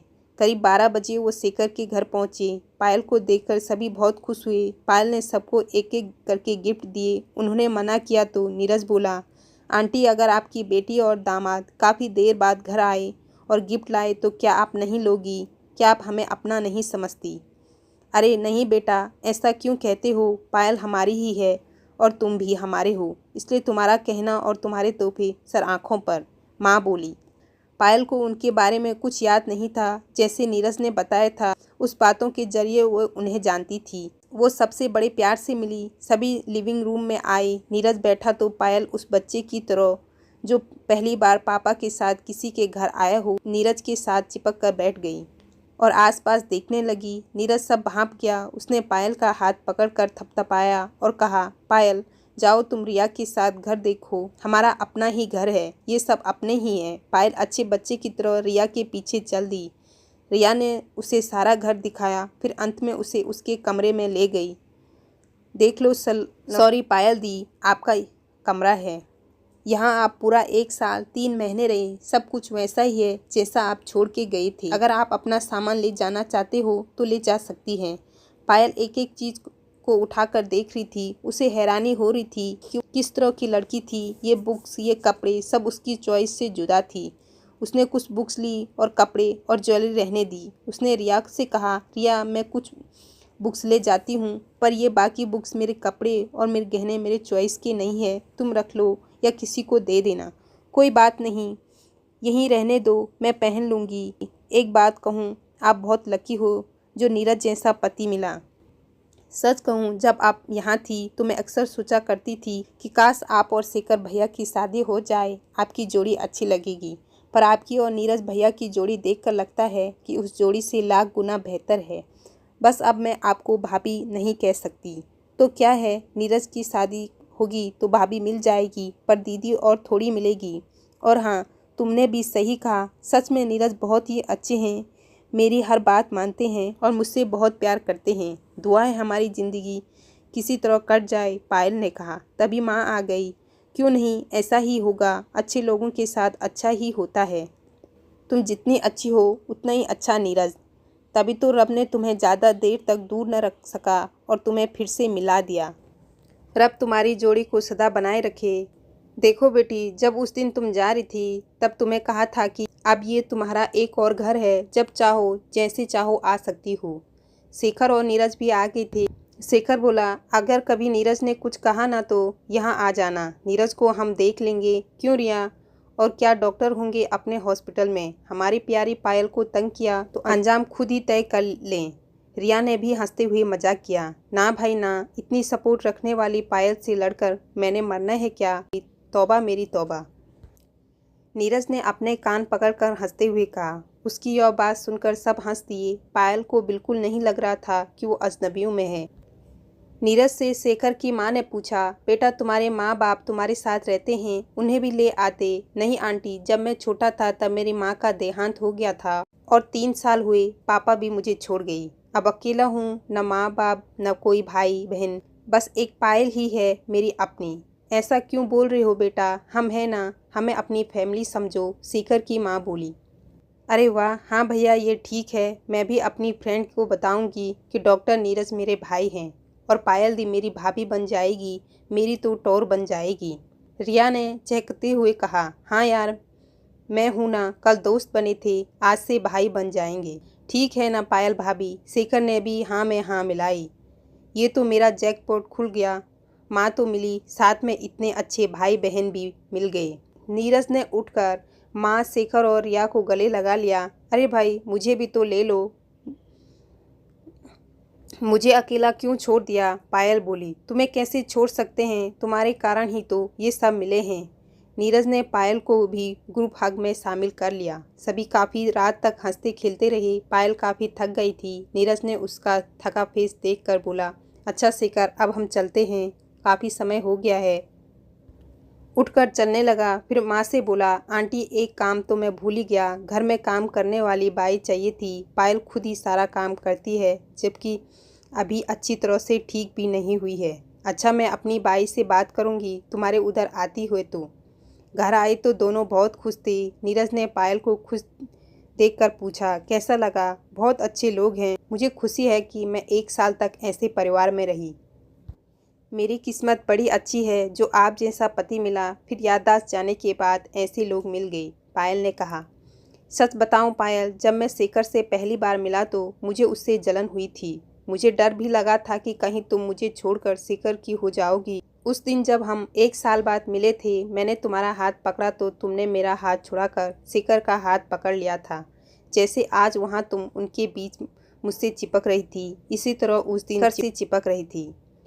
और वो जाने लगा तो तुम उससे लिपट कर रो पड़ी। मेरी तो जान ही निकल गई थी कि मेरी पायल किसी और की हो गई, पर रब का शुक्र है कि तुम्हारी याददाश्त आ गई, नहीं तो पता नहीं क्या होता। पर यह सच है कि शेखर बहुत अच्छा बंदा है। मैंने काफ़ी सोचा कि अगर वो चाहता तो तुम्हें वहाँ लेकर नहीं आता, तुम्हें सारी उम्र सलोनी बना कर रखता। पर वो स्वार्थी नहीं है। मुझे खुशी है कि मैं उन लोगों से मिला। नीरज भावुक होकर बोले जा रहा था। पायल भी रोते हुए उससे लिपट गई। नीरज, अगर मैं तुम्हारी जगह होती तो तुम मुझे भूलकर किसी और से लिपट जाते तो मैं तो मर ही जाती या तुम दोनों को मार देती। सच्ची? नीरज ने शरारत भरी हंसी हंसते हुए बोला। पायल और नीरज के जाने के बाद शेखर से माँ ने कहा, बेटा अच्छा लगा कि तुमने अपने दिल को समझा लिया।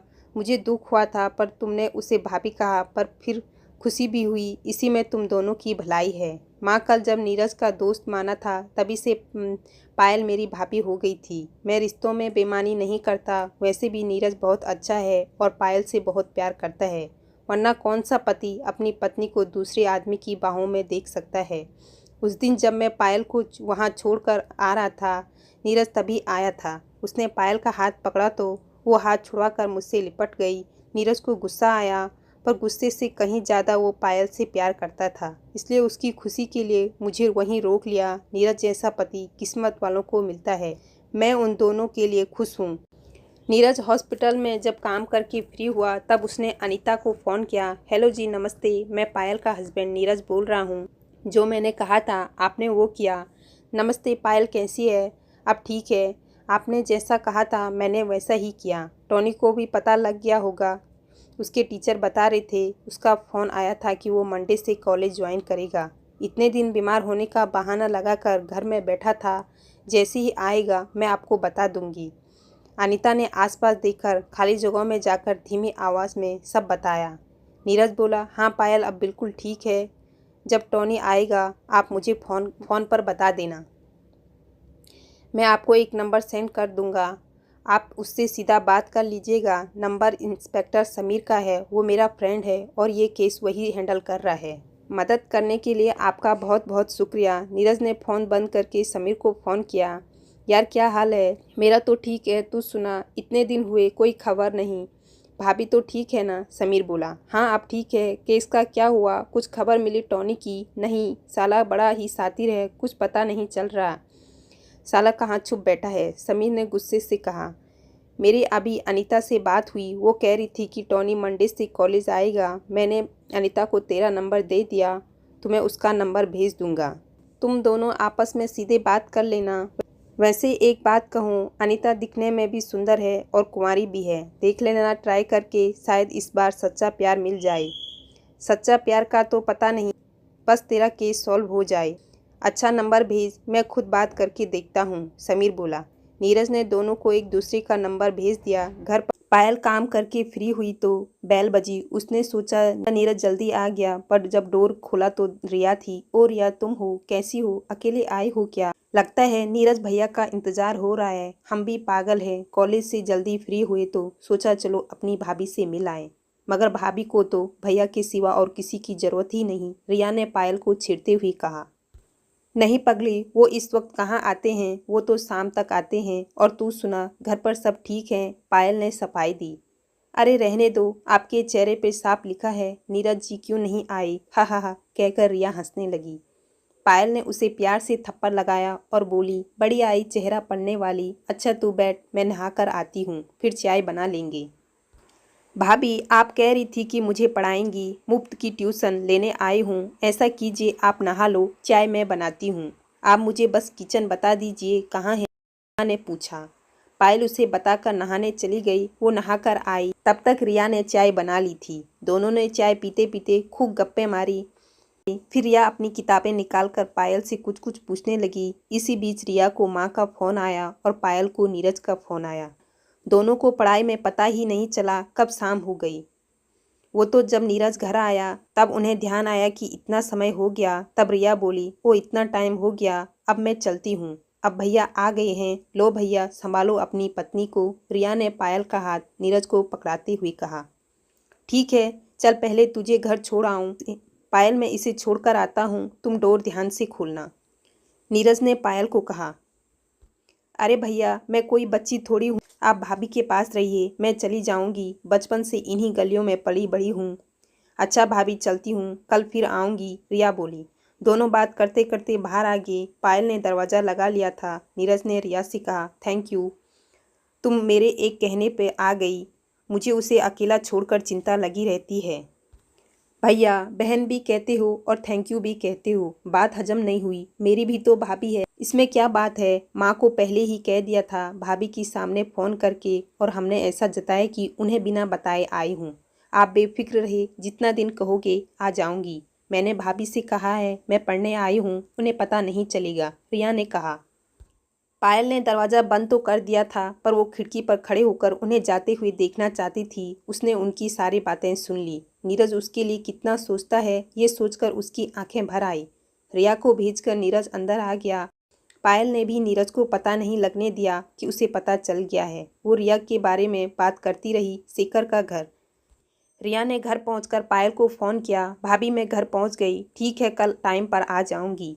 माँ को रिया ने सारी बातें बताई। माँ बोली, नीरज बहुत फिक्र करता है पायल की, हाँ एक काम वाली का पता क्या है, कल पायल के घर भेज दूंगी, तुम बता देना। शेखर घर आया तो उसने बताया, माँ मुझे एक हफ्ते के लिए काम से बाहर जाना है, कल जाना है, नीरज के शहर जाना है, इस बार वहाँ की कोई जगह को देखना है। अच्छा बेटा, कल कितने बजे जाना है, मैं पैकिंग कर देती हूँ, कल सुबह ही निकलना है, हाँ पैकिंग कर दो। शेखर का काम ही ऐसा था, वो सर्वे विभाग में था तो उसे कई बार वहाँ आना जाना पड़ता था। शेखर ने नीरज को फ़ोन किया, तुम्हारे शहर जा रहा हूँ कल एक हफ्ते के लिए, कुछ लेना तो नहीं वहाँ से? नहीं चाहिए तो कुछ नहीं, हाँ तुम्हें ज़रूरत पड़े तो बता देना, बहुत जानकारी है वहाँ, रोहन को तो जानते ही हो, फिर पायल की फैमिली भी है। पायल ने उसकी बातें सुनी तो नीरज से फ़ोन लिया। तुम ठहरोगे कहाँ? ऐसा करना, चुपचाप मेरे घर चले जाना, पंकज सब संभाल लेगा। नहीं, दफ्तर की तरफ से होटल में ठहराया गया है, मेरे साथ एक और अफसर भी है, तुम फिक्र न करो, मैं तुम्हारे घर ओ आऊँगा।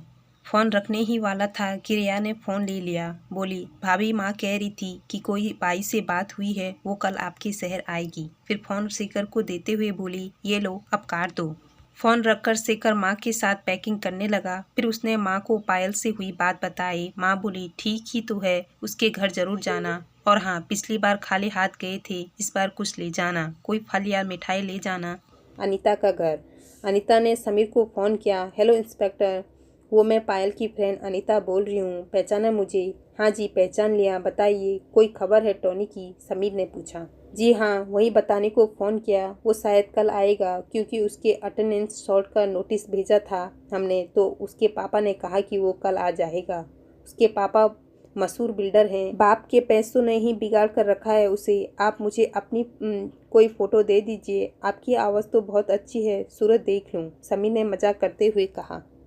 जी, आप क्या कह रहे हैं? अगर पुलिस वाले ही ऐसा करेंगे तो हम जाएंगे कहाँ? अनीता बोली। अरे मैं तो मजाक कर रहा था, फ़ोटो तो इसलिए मांग रहा हूँ कल कॉलेज आऊँ तो आपको ढूंढना न पड़े। मैं भी अपनी फ़ोटो भेज देता हूँ, सिविल ड्रेस में ही आएंगे हम, समीर ने समझाया। अनीता ने फ़ोन बंद करने के बाद व्हाट्सएप पर समीर के नंबर पर अपनी फ़ोटो भेज दी। उसी वक्त समीर की फ़ोटो भी आ गई। साथ के साथ समीर का मैसेज आ गया, वाकई जितनी सुंदर आवाज़ है उतनी ही सुंदर खुद आप हैं। उसका मैसेज देखकर अनीता ने भी मजाक में लिखा, सच में आप भी बिल्कुल अपनी आवाज़ के जैसे हैं, बेकार।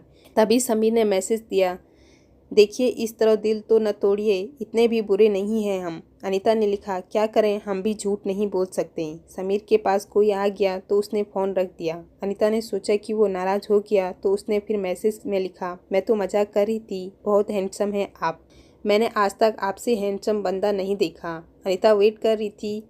फिर करीब आधे घंटे बाद मैसेज आया, सॉरी बिजी हो गया था, तारीफ के लिए थैंक यू, कल मिलते हैं। अगले दिन समीर अनीता के कॉलेज पहुंच गया। वो टॉनी को हर हाल में पकड़ना चाहता था। समीर ने अनीता को मैसेज किया।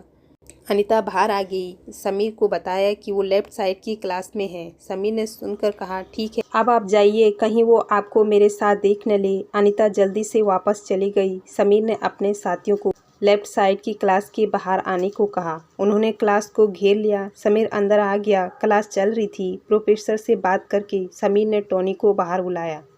टॉनी को कुछ शक हो गया। वो खिड़की से कूद गया। समीर भी उसके पीछे पीछे कूद पड़ा। टॉनी बहुत इधर उधर भागा। आखिरकार समीर ने उसे पकड़ ही लिया। नीरज हॉस्पिटल में मरीज चेक कर रहा था जब समीर का फ़ोन आया। हेलो नीरज, टॉनी को पकड़ लिया है, पहचान के लिए पायल को आना होगा। किस दिन आना है? मैं बता दूंगा। नीरज के मन में से एक डर था, वो निकल गया। उसे शांति सी मिली। उसने पायल को फ़ोन किया, क्या कर रही हो? वो बाई आ गई क्या? हाँ बाई आ गई है, बात हो गई। उसने 2000 मांग रही थी, मैंने 1500 में रखी है। ठीक है ना? ठीक है, अब तुम्हें काम भी कम करना पड़ेगा। एक बात और बताऊं, समीर ने आज टॉनी को पकड़ लिया अनीता की हेल्प से। अब मेरी दोनों टेंशन खत्म हो गई है। शेखर को लेने टैक्सी सुबह ही आ गई थी। उसमें उसका सहकर्मी सुनील भी था। वो 1.5 घंटे में पहुंच गए। उन्होंने होटल में सामान रखा और साइट देखने निकल गए। दोपहर के 2 बजे वो फ्री हुए। उन्होंने होटल वापस आकर खाना खाया, फिर अपने कमरे में चल दिए। तब शेखर ने सुनील से कहा, मुझे किसी से मिलने जाना है, मैं होकर आता हूँ, अगर ज़रूरत पड़ी तो फ़ोन कर देना। उसने पायल के घर मायके आकर बेल बजाई। काफ़ी देर तक दरवाज़ा खुला। पिंकी थी सामने। ओ शेखर जी, आप आइए आइए। आज अचानक शेखर ने अंदर आते हुए कहा, वो ऑफिस के काम से यहाँ आया था। पायल ने कहा था कि घर जरूर जाना, सो आया हूँ। आपने गेट क्यों खोला, कोई और नहीं है क्या? पिंकी की बेसाखी के सहारे चलते देख उसने कहा, हाँ भैया और पापा काम पर गए हैं और माँ यहीं पड़ोस में शादी में गई है। आप बैठिए। शेखर को अजीब लग रहा था। पिंकी पानी लाने गई तो उसने जाकर खुद ले लिया और बोला, आप बैठ जाइएगा, मैं खुद ले लूँगा। अरे कोई बात नहीं, अब तो बहुत ठीक हूँ मैं। वो तो डॉक्टर ने प्लास्टर नहीं उतारा, नहीं तो मुझे कोई मरीज कह ही नहीं सकता। आप बैठिए, मैं चाय रखती हूँ, पिंकी ने कहा। नहीं नहीं, रहने दीजिए, चाय की क्या ज़रूरत है, असल में मुझे ज़रूरत है, मैं कब से बनाने की सोच रही थी। ठीक है, फिर मैं बना देता हूँ। अरे नहीं, ये कैसे हो सकता है, मुझे पायल मार डालेगी। अगर उसे पता चला तो उसे बताएगा कौन? कहकर शेखर किचन में चाय बनाने लगा। फिर पिंकी से पूछा, वैसे खाना खा लिया आपने? सच बोलूँ तो नहीं, अकेले मन ही नहीं किया कुछ खाने का। खाना तो माँ बना कर गई है, राजमा चावल है, अगर आप खाएंगे तो मैं भी खा लूँगी। ये भी ठीक है, राजमा चावल को कैसे मना कर सकता हूँ। वैसे मैंने खाना खा लिया था, आपकी कंपनी के लिए थोड़ा खा लूँगा। चाय गैस पर रख के उसने एक थाली में राजमा चावल डाले और डाइनिंग टेबल पर रख दिए। पहले ये खा लो, फिर चाय भी पी लेना। फिर थोड़े से उसने खुद के लिए भी डाले और खाने लगा। किसी को कोई ऐतराज़ तो नहीं होगा? असल में मुझे घर में रिया और माँ के साथ रहने की आदत है, सो इतना फ्रैंक हो गया। नहीं नहीं, आप कोई गैर थोड़े हैं। जो कोई ऐतराज़ करेगा। पिंकी बोली। दोनों ने खाना खाया, फिर चाय पी। इस दौरान पिंकी ने माँ को फ़ोन किया। माँ, वो शेखर आए हैं, अच्छा उन्हें चाय पानी पिलाओ। चाय तो उन्होंने खुद बना के उल्टा मुझे भी पिला दी। आप कब तक आओगे? उन्होंने जाना था। अच्छा चल, मैं जल्दी से शगुन देख कर आती हूँ, रोक लेना उन्हें, माँ बोली। पिंकी ने शेखर को बताया, माँ आ रही है, आप थोड़ी देर तक और रुक जाइए। आपकी पढ़ाई कैसी चल रही है? शेखर ने पूछा। महीना होने को आया, घर पर हूँ। हाँ, पर फ्रेंड्स आ जाती है, मिल जाती है, साथ में नोट्स भी दे जाती है। मैं बैठी बैठी पढ़ लेती हूँ। और आप सुनाओ, आप किस काम से आए हमारे शहर में? वो कुछ ज़मीनें हैं, उनका सर्वे करना है, शेखर बोला। आप भी ठीक होकर हमारे शहर ज़रूर आइएगा। हाँ हाँ ज़रूर, अगर मेरी टांग न टूटी होती तो कब की दीदी के पास चली जाती। 1 साल बाद मिली थी और ये हो गया। आपको पता है, आप लोगों ने दीदी को एकदम बदल दिया। वो पहले बस रौब मारना जानती थी, हंसकर बात करना तो सीखा ही नहीं था उसने। नीरज जीजू भी पता नहीं कैसे टाइम काटते थे उसके साथ, पर आपके वहाँ से आने के बाद वो नॉर्मल इंसान बन गई, सबके साथ हंसती बातें करती है, घर के काम भी करने लगी है, पिंकी बोलती चली गई। शेखर एकटक पिंकी को देखे जा रहा था। उसे पिंकी में पायल की झलक दिखी। वो पिंकी से बिल्कुल अलग थी। पायल शांत झील सी और पिंकी कलकल बहती नदियाँ। शेखर न चाहते हुए भी उसकी ओर खींचा जा रहा था। पिंकी ने उसे भी खुद को देखते देखा तो उसने इशारों में पूछा कि क्या हुआ। शेखर ने उसी तरह देखते हुए सिर हिला दिया। कुछ नहीं। पिंकी अपनी सुनाई जा रही थी, कुछ कॉलेज की, कुछ फ्रेंड्स की। शेखर चुप बैठे सुन रहा था, कभी कभी बीच में हंस पड़ता। तभी पिंकी की माँ आ गई। वो भी शेखर से मिलकर बहुत खुश हुई। कुछ देर बैठकर शेखर चला गया। उसने पिंकी से फ़ोन नंबर एक्सचेंज किए और फिर आने के लिए कहकर चला गया। पिंकी ने माँ को सारी बातें बताई। माँ अपनी बेटी की बातें सुनकर हंसती रही। शेखर ने पहुंचकर पिंकी को मैसेज कर दिया। उसने फ़ोन रखा ही था कि फ़ोन बजने लगा। उसे लगा पिंकी होगी। उसने बिना नंबर देखे फ़ोन उठा लिया। हेलो शेखर, मैं नीरज बोल रहा हूँ। ओ नीरज, तुम? मैं समझा। और सुनाओ, कैसे याद किया? अच्छा जी, और किसके फ़ोन का वेट कर रहे थे? चल छोड़, मैंने तो ये बताने को फ़ोन किया कि टॉनी पकड़ा गया है। अब चिंता की बात नहीं है। वाह, ये तो बहुत बढ़िया है। और बताओ, घर में सब ठीक है? पायल भाभी तो अब बहुत खुश होगी। हाँ, वो भी ठीक है। बाकी रिया रोज़ आ जाती है उसके पास। माँ भी ठीक है। तुम घर गए थे, वहाँ कैसे हैं सब? कल गया था, आंटी और पिंकी से मिला था। ठीक है सब, मौका मिला तो फिर जाऊँगा। चल ठीक है, ध्यान रखना। नीरज घर आया तो रिया वहीं थी। नीरज के आते ही वो चल गई। पायल अब बहुत खुश रहती थी। उसे किसी बात की फिक्र नहीं थी। वक्त बीतता गया। एक दिन नीरज काम से घर आया तो उसने कहा, पायल, मैंने दोबारा वहीं ट्रांसफ़र के लिए अप्लाई कर दिया है। हम वहीं अपने घर चलेंगे। पायल भी खुश हो गई क्योंकि वहाँ उसका पूरा परिवार जो था। मैं भी तुम्हें खुशखबरी देने वाली थी Neeraj, I am pregnant. Neeraj पहले तो उसको देखता ही रहा, फिर उसने उसे गले लगा लिया। दोनों खुश थे। नीरज ने सोच लिया था कि इस बार पायल का पूरा ध्यान रखेगा। पिंकी और शेखर की दोस्ती बहुत बढ़ गई थी। जब भी कोई बात होती तो वो एक दूसरे को शेयर करते। सबको समझ आ रहा था कि उनमें प्यार है, पर वो मानते ही नहीं थे। वो कहते कि हम बेस्ट फ्रेंड हैं। तब पायल और नीरज ने एक प्लान बनाया। पायल माँ के घर गई। जब पिंकी चाय बनाने गई तो तब उन्होंने बाकियों को भी अपने प्लान में शामिल कर लिया। पायल बोली, पापा, नीरज का दोस्त है ना वो रोहन। नीरज कह रही थी कि अगर हम रोहन का रिश्ता पिंकी से करवा दे। बेटी, बात तो ठीक है, हम उसे जानते हैं, लड़का भी अच्छा है, पर क्या वो अपनी पिंकी को पसंद करेगा? हाँ पापा, मैंने उससे बात की थी, हम अपनी पिंकी पसंद है उसे, नीरज बोला। को वो जानबूझकर जोर से बोल रहे थे ताकि पिंकी सुन ले। पिंकी ने सुन लिया और शेखर को मैसेज कर दिया। शेखर ऑफिस में था। मैसेज देखते ही उसके होश उड़ गए। उसने मैसेज किया, देख लो, जैसे तुम्हें ठीक लगे।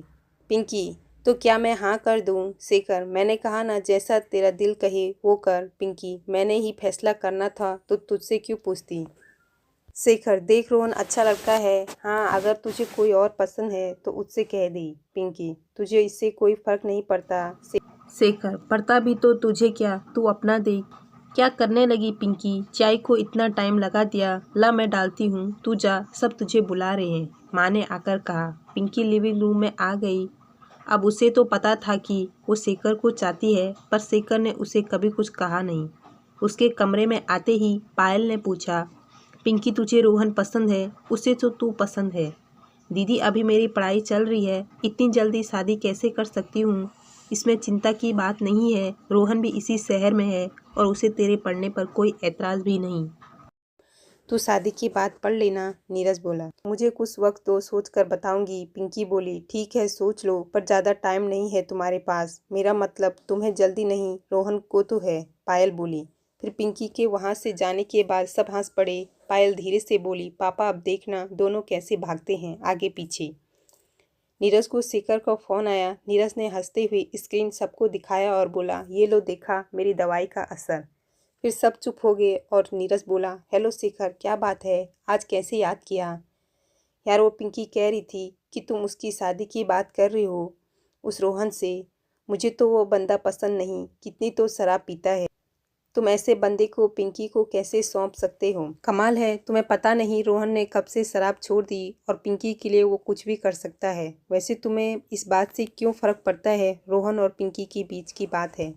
पिंकी लड़की है, वो क्या बोलेगी बेचारी। तुम सब मिलकर उस पर दबाव डालोगे तो हाँ ही करेगी बेचारी। वाह जनाब, तुम वकालत क्यों नहीं कर लेते? पक्ष बहुत अच्छा रख लेते हो। अब अगर बेचारी की शादी रोहन से न करे तो किसी न किसी से तो करनी ही पड़ेगी। फ़ोन का स्पीकर ऑन था, सब सुन रहे थे और अपनी हंसी रोके बैठी थी। शेखर ने कहा, किसी न किसी से करने का क्या मतलब? तुम्हारे और भी अच्छे फ्रेंड हैं, उनमें देख लो। ये बात भी है, मेरे कई दोस्त हैं। अच्छा वो केशव कैसा रहेगा, या फिर वो रमन? तुम इतनी दूर के रिश्ते देख रहे हो, कोई नज़दीक का देखो, कोई अपना सा। अब मुझे तो कोई और याद नहीं आ रहा, तुम ही बता दो कोई।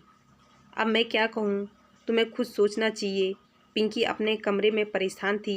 वो शेखर से प्यार करती थी, किसी और से शादी कैसे कर ले? कहने को तो वो कह दे कि वो शेखर को चाहती है और रोहन से शादी नहीं कर सकती, पर अगर शेखर ने ही ना कर दी तो वो इसी उधेड़-बुन में फंसी थी कि पायल आ जाती है। क्या कर रही हो पिंकी? कुछ भी तो नहीं दीदी। देख पिंकी, मैं तुझे फोर्स नहीं कर रही हूँ, बस बताना चाहती हूँ कि रोहन अच्छा लड़का है और नीरज का दोस्त भी। वो तुझे बहुत खुश रखेगा। अगर कभी लड़ेगा भी तो हम उसे संभाल लेंगे। जानती हूँ दीदी, पर वो मुझसे उम्र में बड़ा है। बड़ा है? अरे 4 साल का क्या होता है, मैं भी तो तुझसे 4 साल बड़ी हूँ। और फिर नीरज और शेखर भी तो तुमसे 4 साल बड़े हैं। उनसे तो तुम्हारी खूब बनती है। देखो लड़के 1-2 साल बड़े ही होने चाहिए। अब मैं और नीरज एक उम्र के ही हैं तो हमारे झगड़े ज़्यादा होते हैं। अगर वो मुझसे बड़ा होता तो शायद कुछ फ़र्क होता। बाकी अगर तुझे कोई और पसंद है तो बता दे, पायल ने समझाया। नहीं दीदी, ऐसी कोई बात नहीं है, बस मुझे अजीब सा लग रहा है आप लोग एकदम से मेरी शादी के पीछे पड़ गए। नहीं, एकदम से नहीं, असल में रोहन के माँ बाप उसके लिए लड़की देख रहे हैं, सो इससे पहले कि वो किसी और से शादी कर ले, नीरज चाहता है कि तेरी क्यों न करा दें। अच्छा लड़का है। ठीक है दीदी, जैसा आप लोग ठीक समझे। तो फिर बात सुन, कल तेरी कॉलेज से छुट्टी है, हम रोहन को घर बुला रहे हैं, तुम दोनों बैठकर बात कर लेना, फिर बाद में बात पक्की कर देंगे। पिंकी ने असमने से हाँ तो कर दी, पर उसका दिल राजी नहीं था। उसने पायल के वहाँ से जाते ही शेखर को मैसेज किया, कल रोहन मुझे देखने आ रहा है। ओह अच्छा, शेखर का मैसेज आया। जी आप आओगे क्या? तुम्हें पसंद है? घर वालों को पसंद है, काफ़ी है। ज़िंदगी तुम्हें गुजारनी है, घर वालों को नहीं। तो मैं क्या कहूँ, अगर तुम्हें पसंद नहीं तो ना कर दो। ना कैसे कहूँ, अच्छा बंदा है, फिर उसमें कोई कमी भी तो नहीं है। फिर भी नीरज हॉस्पिटल चले गया। रोहन की शिफ्ट खत्म होने वाली थी तो नीरज तब तक अजय से मिलने चला गया। अजय भी ये जानकर बहुत खुश हुआ कि अब नीरज यहीं वापस आ जाएगा। वे लोग काफ़ी देर तक बातें करते रहे। रोहन ने नीरज को देखते ही भागकर आकर उसे गले लगा लिया और बोला, तुझे खुशखबरी देनी थी यार, मुझे भी तुझे 2-2 खुशखबरी देने हैं। अच्छा पहले तू बता, नीरज बोला। मेरे पापा सपना से मेरी शादी कराने को मान गए हैं, रोहन ने खुश होकर कहा। सच में? अब हमारे प्लान का क्या होगा? क्या तुझे खुशी नहीं हुई? कैसा प्लान? क्या प्लान? ओह नो यार, मैं बहुत खुश हूँ। प्लान के बारे में भी बताता हूँ, पहले खुशखबरी तो सुन लो। पहली तो ये कि मैं वापस यहीं आ रहा हूँ। क्या सच्ची? रोहन ने उसकी बात काटते हुए कहा। और दूसरी इधर आ। नीरज ने उसे अपने पास खींचते हुए कहा, अरे दूर रहो, मुझे तेरे इरादे ठीक नहीं लग रहे, रोहन ने डरने की एक्टिंग करते हुए कहा। थप्पड़ मारूंगा, मेरी बात सुन, तू चाचा बनने वाला है। कुछ देर लगी रोहन को समझने में, फिर जब समझ आया तो उसने नीरज को गले लगा लिया। वाह यार, खुश कर दिया, फिर तो पार्टियां ही पार्टियां। हाँ, पहले तुझे मेरा एक काम करना होगा। देख, तू एक्टिंग अच्छी कर लेता है, मैं जानता हूँ, बस वही करना है। फिर उसने रोहन को सारी बात समझाई। रोहन सुनकर बहुत खुश हुआ। यार बड़ा इंटरेस्टिंग है, मज़ा आ जाएगा। एक बात कहूँ, अगर स्टोरी में रियल रंग डालना है तो सुनो, रोहन ने नीरज के कान में अपना आइडिया बताया। रोहन की बात सुनकर नीरज बोला, मज़ा डबल हो जाएगा, हा हा हा। दोनों खूब हंसे। रोहन उनके घर सही समय पर पहुंच गया। सब उसी के आने की तैयारी में लगे थे। रोहन के आते ही सब उसकी खातिरदारी में लग गए। रोहन बोला, देखिए मैं नीरज जैसा ही हूँ, इस तरह फॉर्मेलिटी मत कीजिए। नहीं बेटा, ये तो हमारा फ़र्ज़ है, नीरज के दोस्त हो तो तुम्हारी इतनी तो खातिरदारी बनती है, पापा बोले। वो कहते हैं ना, बकरे को हलाल करने से पहले कुछ खिलाना पिलाना पड़ता है। नीरज ने उसके पास होकर धीरे से बोला। वो लोग बैठे बातें कर रहे थे। बैल बजी, पायल खोलने गई तो देखा शेखर आया है। वो बोली, तुम इस वक्त यहाँ कैसे? सब ठीक तो है? हाँ सब ठीक है, मैं दफ्तर के काम से आया था तो माँ ने आपके यहाँ भेज दिया। ये अचार देने को कहा है, शेखर बोले जा रहा था। अचार? वो तो तुम मेरे घर ले आते, यहाँ क्यों? नहीं, ये गाजर गोभी का अचार माँ ने यहाँ के लिए भेजा है, तुम्हें जब तुम वहाँ जाओगी तब दे आऊँगा। अब अंदर आ जाऊँ? अरे हाँ हाँ आओ। कौन है? पायल, अंदर से पापा ने पूछा। पापा, शेखर आया है। शेखर? सब एक साथ बोले। हाँ, वो अचार देने आया है, पायल ने इशारा करते हुए कहा। ओ अच्छा, अचार लेकर आया है। माँ सुना आपने, ये अचार लेके आए हैं, पंकज बोला। नीरज ने रोहन को इशारा किया। रोहन ने शेखर के अंदर आते ही उससे कहा, ओ हेलो शेखर, बहुत दिनों बाद मिले, और क्या हाल है? हाँ मैं ठीक हूँ, तुम यहाँ कैसे? शेखर ने ऐसा जताया मानो उसे कुछ पता ही न हो। तुम्हें पिंकी ने नहीं बताया? मैंने बताया था ना कि रोहन से पिंकी के रिश्ते की बात चल रही है। आज ये पिंकी से मिलने आया है। तुम कहो, तुम्हें ये रिश्ता कैसा लगा? पिंकी से पूछो, मुझे क्या पता, शेखर ने जवाब दिया। इतने में पिंकी आ गई। नमस्ते कहकर वो बैठ गई। उसे रोहन के साथ बिठा दिया। शेखर की बेचैनी बढ़ती जा रही थी। पिंकी ने शेखर की तरफ देखा। शेखर उदास था। पिंकी उसे देखकर मन ही मन उससे कही जा रही थी, शेखर रोक लो इस सब को, कह दो कि तुम मुझे चाहते हो। सब आपस में बातें करते रहे, कुछ रोहन के बारे में, कुछ पिंकी के बारे में। समय यूं ही बीतता रहा। कितनी प्यारी जोड़ी है, नज़र न लगे, माँ ने उनकी बलाएं लेते हुए कहा। अच्छा, तुम दोनों आपस में बात कर लो, जो कुछ पूछना है पूछ लो, हम बाहर जाते हैं।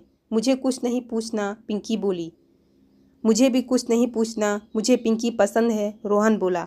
अरे ऐसे कैसे? पहले इसे तो पूछो कि तुम इसे पसंद हो या नहीं, शेखर बोला। पिंकी तुम ही बताओ, तुम्हें रोहन कैसे लगा? नीरज ने पूछा। पिंकी शेखर की तरफ देखने लगी। शेखर को लग रहा था कि उसकी जान निकल जाएगी। उसकी धड़कन तेज हो गई और टेंशन की वजह से उसके हाथ कांप रहे थे।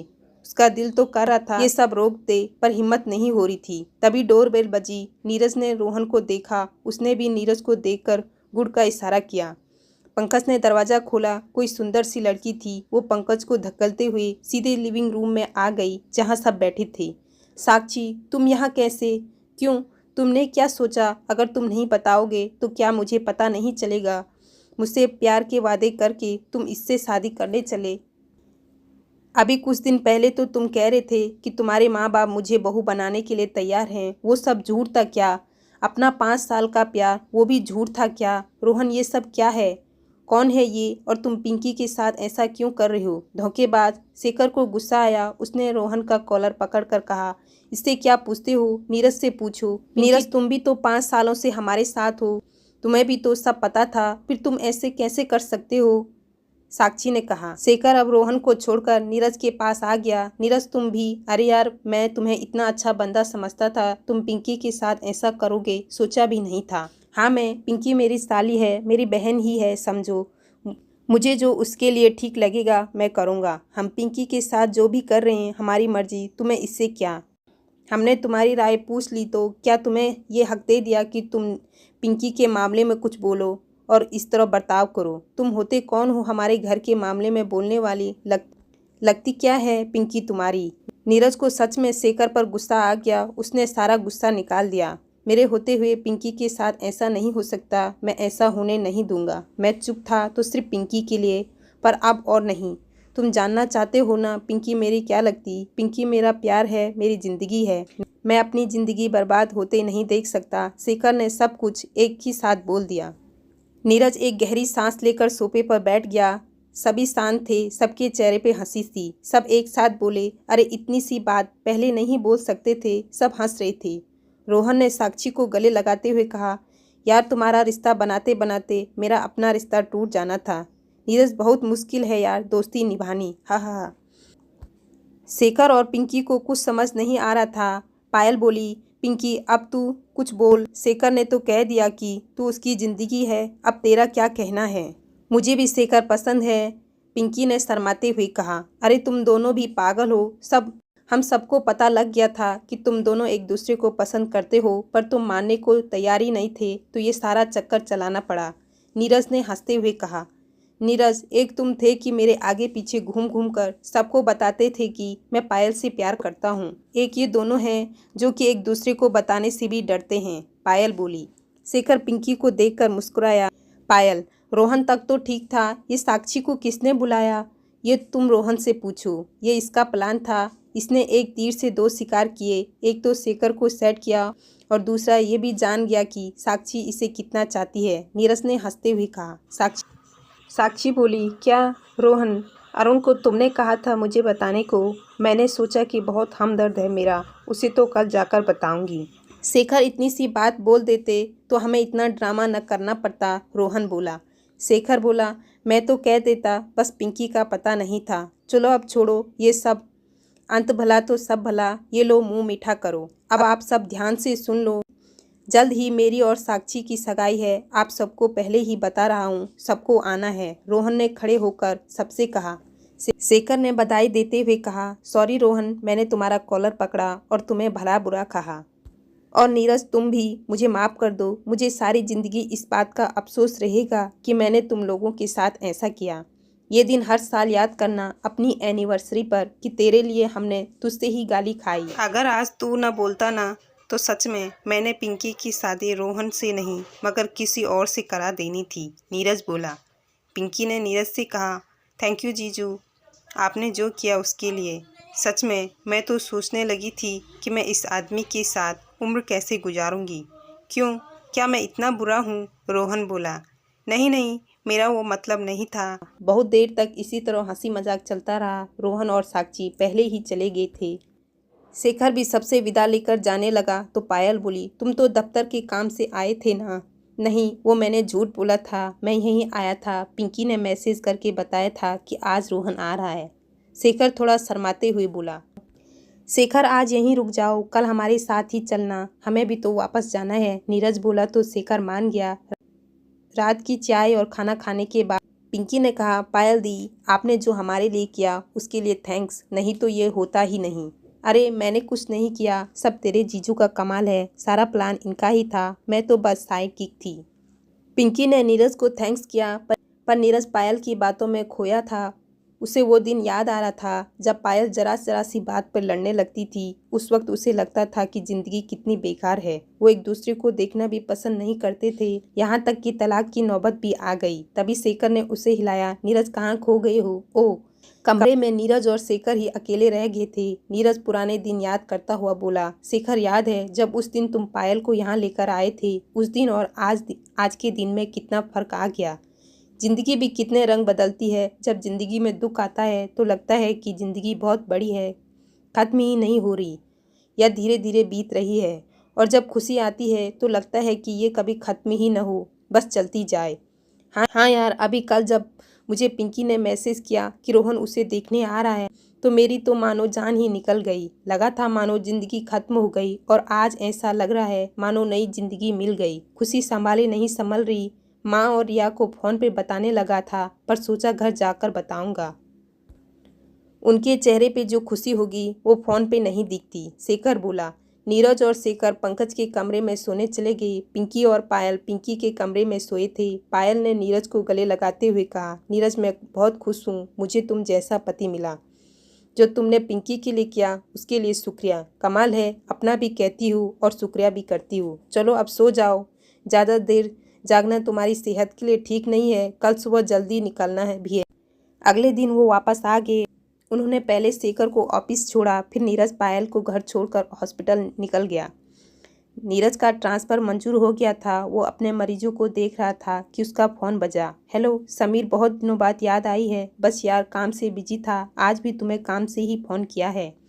टॉनी के केस में भाभी की गवाही लेनी है, ज़्यादा कुछ नहीं, बस जस्ट फॉर्मेलिटी पूरी करनी बाकी है। समीर बोला।